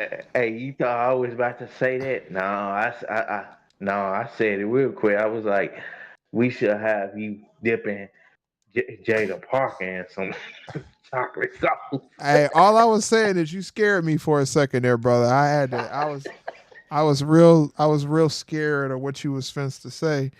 Um, I got a little fearful of there. But let me tell y'all something, man. When it comes to the African Americans in the wrestling business, right? The problem with it is, okay, so when we look at, right, a lot of the people that's African American in the business. Yeah, I'm talking you damn Skippy. I'm talking about Jennifer Lopez. What wrong with her? Listen, Jennifer Lopez Hey, 50, but guess what? Listen, she 50, but I, like Marcus Brown said, I give her straight up 50 hours. 50 hours. That's 50 insane. hours of sexual 50 chocolate. hours. And I every I said 15 hours. You went triple. You went quadruple double on it. give her 50 50 hours of hours. sexual chocolate. Don't play, brother. We ain't gonna play with it. Hey, like Trina said, don't play with it. Hey, listen. Jennifer Lopez, come to my house. We got some caramel. We got some bananas. We got some sparkling water for you. Some bubbling water. We got some Hey, Panera drinks. hey, Hey, come on through, J Lo. We'll hey, get you if right. J Lo come over to my crib and so these boxes is coming off in 0.1 seconds. I'm answering the What? door butt No naked. puffy. Freaky ass If she nigga, he a come 69 in to God. no Freaky fuck, ass nigga, if he a she come, 69 in God. if Hey she come to my door, if she come into my door, hey asking can she get some, these boxes are coming off in hey one point Don't be so easy, zero Marcus. seconds. Don't be so easy out here. I'm swinging it on her. Don't be so easy. Don't take the boxes off as soon as they come to the door. You gotta make her work for it. I mean, shit. She come to the door. You Hey, already booty butt naked. That's crazy. First of all, walking no around the house. question. Listen, Marcus, I'm gonna tell you something. First of all, walking around the house, and first of all, actually, let's talk about the real. First of all, telling me, telling me that you gonna have me come, that you gonna be walking around your house booty butt naked for Jennifer Lopez I said is I No would puff. answer crazy. the Freaky ass door. nigga, he a I 69 said in I would God. answer Freaky the ass door. nigga, he a 69 in But God. I answered the door Walking with around your boxes house of with no pasta. drawers on, walking around your house with no damn Oh drawers yeah, on is J, crazy. oh yeah, me and J Lo go be playing naked tag, Wait a and minute, she wait gonna a minute. always be So, it. She, listen, let me tell you something. Let me ask you a question. When you first came on the stream tonight, you said the reason why you was late was because you was getting your meat sucked. Marcus, what the hell you yeah. got going on, brother? What you got going Hey, on? hey, it was my sister's friend, bro. It was my sister's friend. She came over here looking for my sister and stuff, and she was feeling on me. So I just said, forget it, and just whipped it out. She went to town. LTK. LTK, you can't make this shit up, brother. You just can't. Hey, hey, but listen to this. you, But hey, listen to this. uh-huh. I got the friend I used. One of my old friends and stuff. I banged his mama. I banged his mama. So I'm that dude. I'm that dude. I get all types of Having females. sex with somebody's mama is disrespectful, bro. I would not And he listen. wasn't my real friend. He wasn't my real friend. His mama was feeling on me. His mama kissed me, bro. What I was supposed to do? His mother Just sit kissed there. you. Were you 18 Yeah, years she old when came his on mother too. kissed you? Yeah, I was 18. Okay, let's change I the was over topic 18. for a minute. Let's just change. Let's change the topic for just a moment here, y'all. Because kissing somebody's mama is crazy. That's crazy. Um. It was just a dude I was hooping with. It wasn't my So friend that I grew up with, so it wasn't that serious. listen. But This is the yeah, time of the chat. This is the time of the chat where we want to bring up the chocolate bunnies in the WWE and in the wrestling business. Listen, Bianca Belair, Jade Cargill, Jade Cargill. Let's see. Let's keep bringing them up. Naomi, Kiera Hogan, Willow Nightingale, Layla Gray. Layla Gray, Lash, What? Chocolate Bunny Legend, Jakara Jackson, Oh, Jackson, Mia Yim, Mia Yim, Soul Ruka. Soul Ruka. Shout out to all the chocolate bunnies hopping and bouncing around under the WWE banner and under the wrestling banner. We need to feel something, baby. Definitely be feeling something on on on Soul Ruka. Listen, Definitely be filling her up with something. yeah, having sex with somebody's mama is crazy, brother. Like, His mom, ah, look at this motherfucker. Listen, let me tell you something, brother. she wanted to get clapped. Y'all want to know why I call this the celebration of black wrestlers tonight?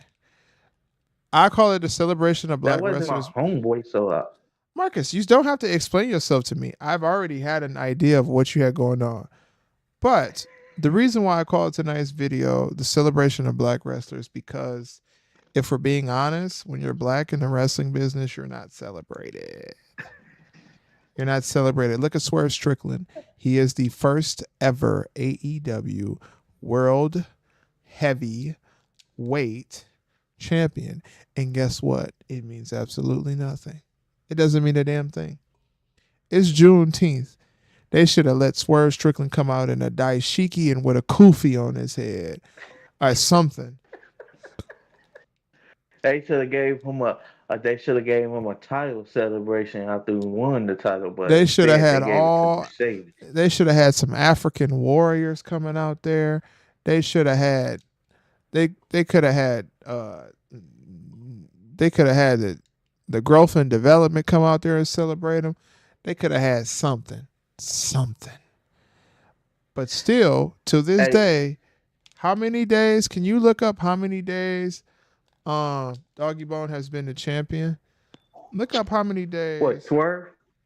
Swerve? You talk about Mhm. Swerve? Yeah. I think he's only been champion for like 2 months. Along, I need a day um, amount. I really don't know. Appreciate everybody who Cause liked the video. If you haven't liked the video just yet, go ahead and get a video like. And if you I aren't know he's subscribed been to the hold champion on, for at Marcus. least. I'm trying to plug in. If you haven't subscribed to the channel just yet and you don't have on post notifications, make sure you turn them things on for your boy, okay? Come smoke some AEW packs. Shout out to the dogs of Devastation in the chat. Shout out to all y'all. That boy getting his ass kicked. Stop playing with me, brother. He getting that ass Hey, beat. Kadarius. Hey, Kadarius, you think I'm scared of that, bro? Let the husband that came in and said something.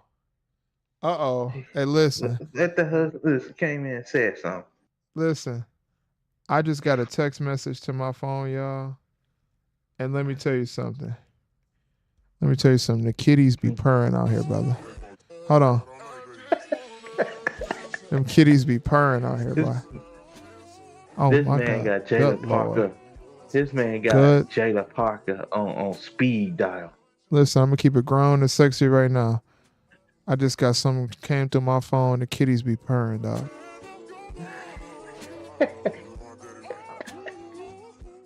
I will not be. Oh, thanks, Black Star. 90 days as AEW World Champion. 90 days. But did he do anything? Was he in anything?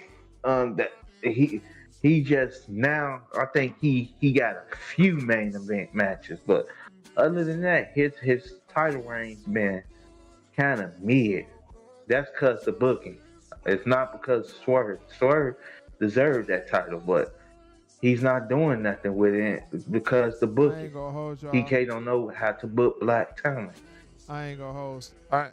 LTK in the chat. Listen, I ain't gonna hold y'all, boys. I just got something to my phone, like I said a few seconds ago, and oh my God. God bless America. Shout out to the people of the world. You Happy over here? Juneteenth. Happy Juneteenth to all of my folks in the chat. Good Lord. Good Lord. You mind sharing it on Discord? No, I'm not. I'm not sharing this on Discord. Listen. It might be fun, but the homies can't have none, brother. That's mine. Oh, it's definitely Jada Parker then. It's definitely Jada Parker. Them kitties be purring, brother. Purring. Screaming for me. And I gotta feel something. I'm not playing with y'all, man. I'm telling you. I gotta feel something. You need 4 T-Rex pills, bro? Y'all niggas talking about posted it in Discord. I'm not posting the shit in the Discord. Y'all crazy as cat shit. The hell? 59 days. Okay. I trade you, man. Marks. Trade me what? I think he talking about Jada Parker. No, Jada Parker is locked, bro. I tried that. I tried to trade for Marks, I'll Jada send Parker. you pics. You Not send me happening. pics. Hey, yo. Hey, yo. Hey, Texting that me trying. sounds no puffy. Hey, yo. No, Yo. Texting me talking about some you send me pics, I send you pics, and some crazy ass shit to say. No, Puff. that's what Micah, you that's say to crazy as females. fuck. That's That what you nigga, say to that females. nigga said, I'll trade you some pics. What are you talking about? Trade me pictures of what?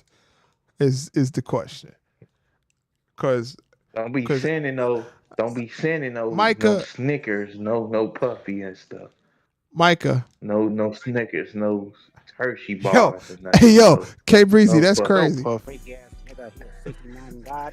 Freaky ass nigga, he a 69 God. You should have you say no puffy in the sentence that you say the ill shit in. You don't say it afterwards, Micah. I know you ain't at work today. It's Juneteenth. Come on over to Discord, brother. I know you're not at work today. It's Juneteenth.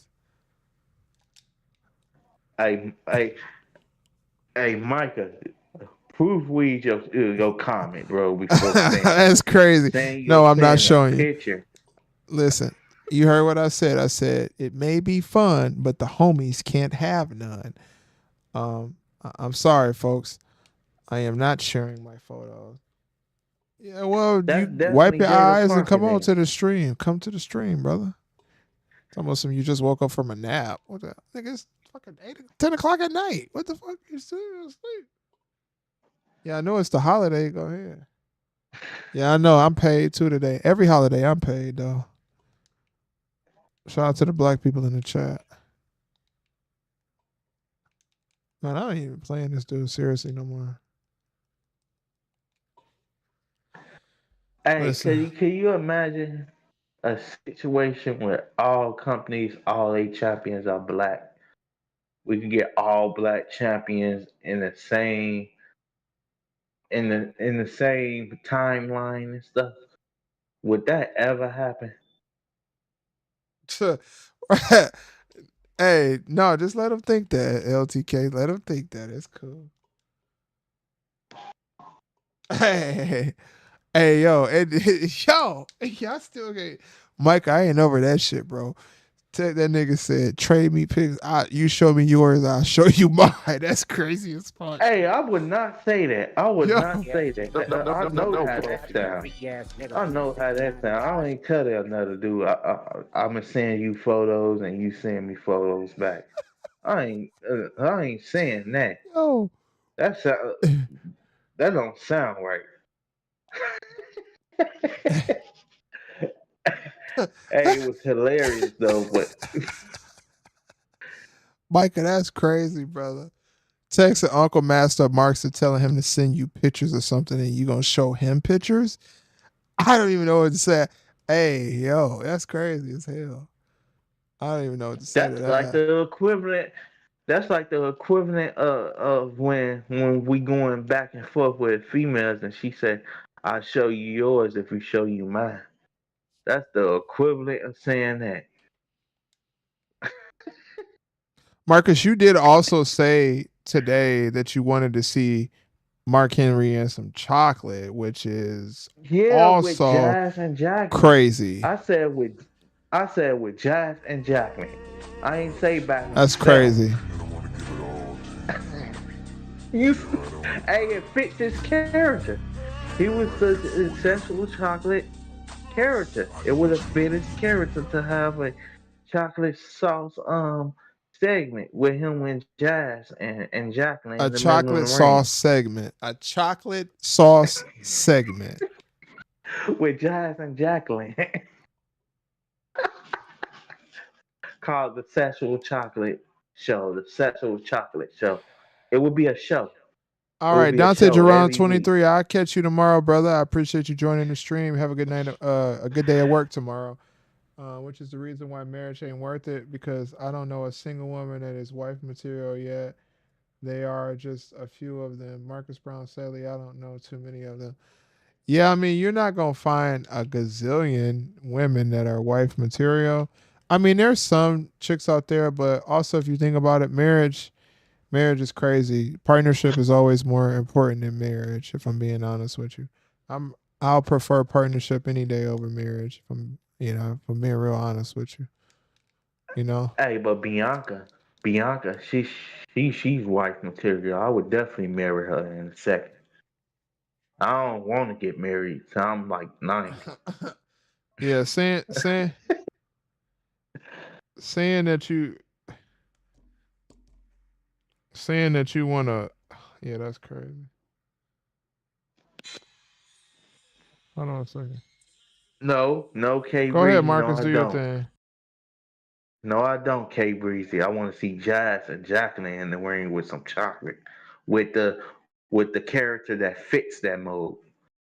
Have them in some chocolate and just have Mark Henry, the sexual chocolate, come out and eat the chocolate off them. I want to see Jazz and Jacqueline just be relieved and stuff. It's mainly me seeing the females, not me looking at the come. K Breezy, come on with this. Come on, because we all know what you want to see. You want to see Vicky Guerrero and some chocolate. You want to see Linda McMahon and some chocolate.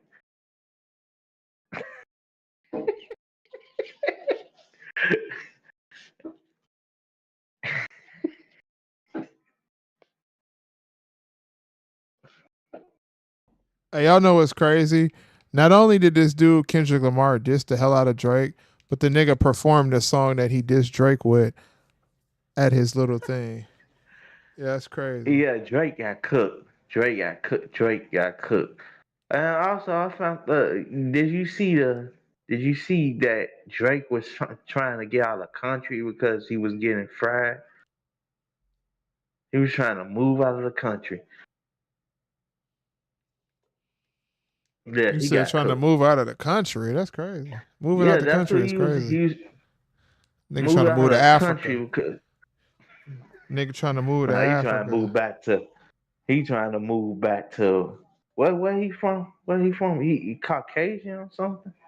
No, he ain't Caucasian. He Nigga said moved it's back to Drake Iran. Caucasian or something. Yeah, that's crazy. That's crazy as hell.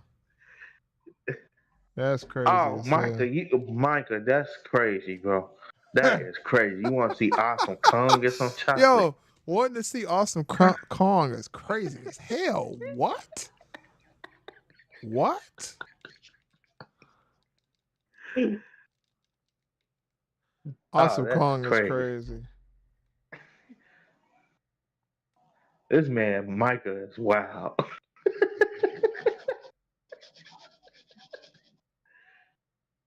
Yo, that's crazy as hell. Wanting to see Awesome Kong. Hold on one second, y'all. I'll be back. I'll be back, Rick.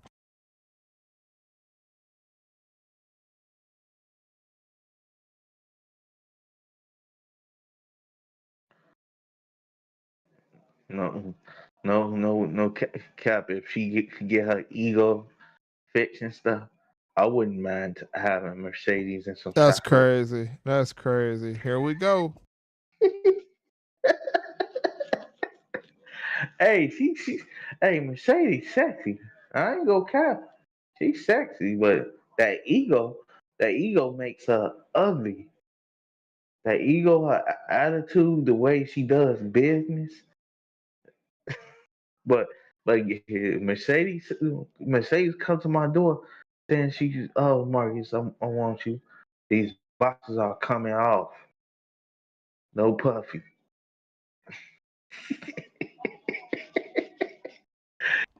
Yo, talking about your boxers coming off still is crazy as hell, Marcus Brown. Good lord.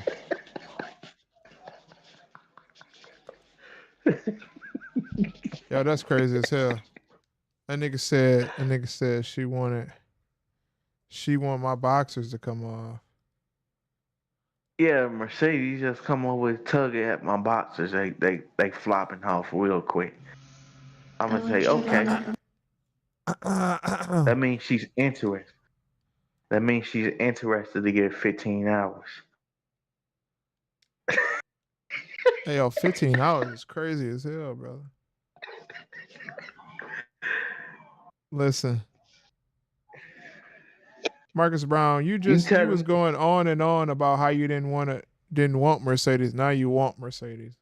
I'm just so confused. yeah, I'm so yeah, but confused, her brother. attitude just her attitude in that dance is just her attitude, her it's not just her attitude, her promo skills, how she walks around doing that dance is all You cringe. love But that dance. other than that, You love that no, dance. it's cringe.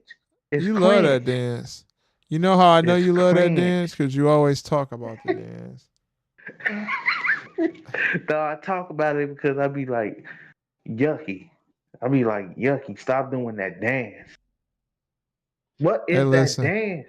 Marcus gonna see Mercedes Monet, and Mercedes Monet gonna walk up to her and she gonna be I like, want you to nut inside of me.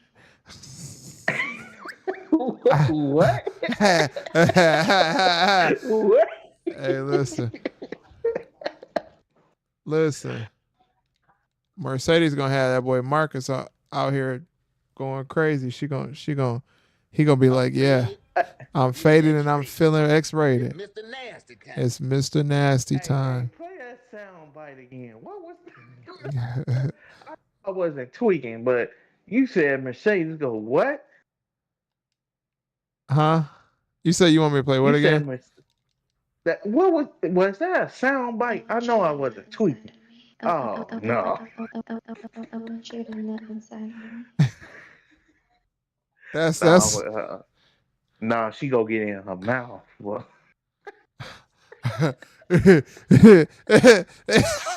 yo, hey yo. Hey, I don't sometimes I don't know what the fuck this stream is, y'all. I ain't gonna lie to you. Why are they playing fireworks? I just don't understand. What holiday is it that they celebrating Juneteenth like that? oh, I hear. You hear the firecrackers, the fireworks? Yeah, I hear you, bro. I hear it. Yeah, that's how they do. They find any type of reason to pop those You know what that's fireworks called? out here. You know what that's called, Marcus?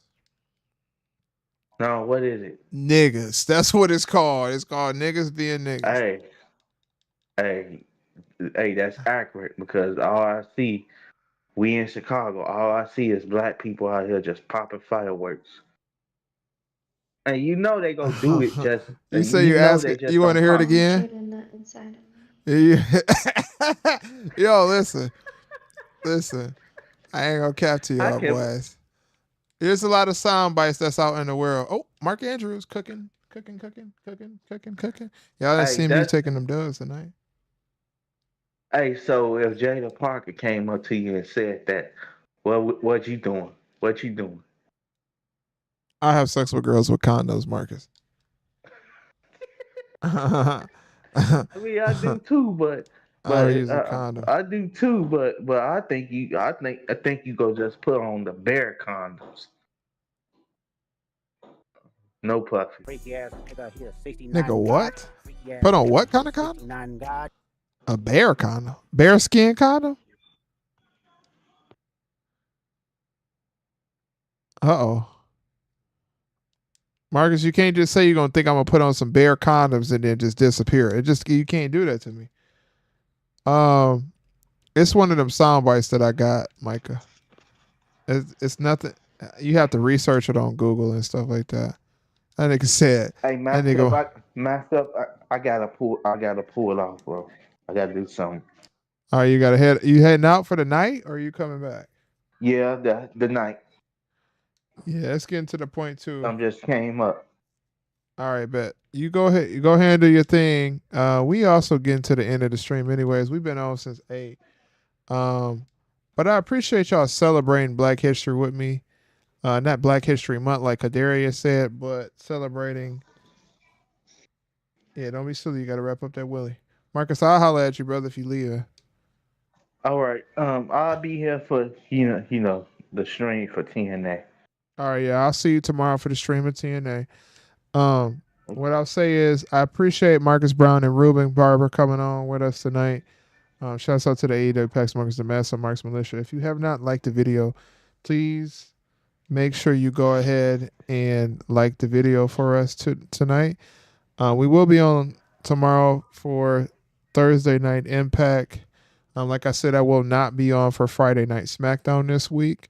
So I apologize in advance, but I will not be able to show up to the stream. I do have some prior engagements that I have to handle that I will be taking care of on Friday. What I will say is shouts out to all the African American wrestlers out here who are getting a chance or not getting a chance or unfortunately stuck in catering. Hopefully one day a black person will create a wrestling company and we will be able to display our talents and get treated like real contenders and real champions.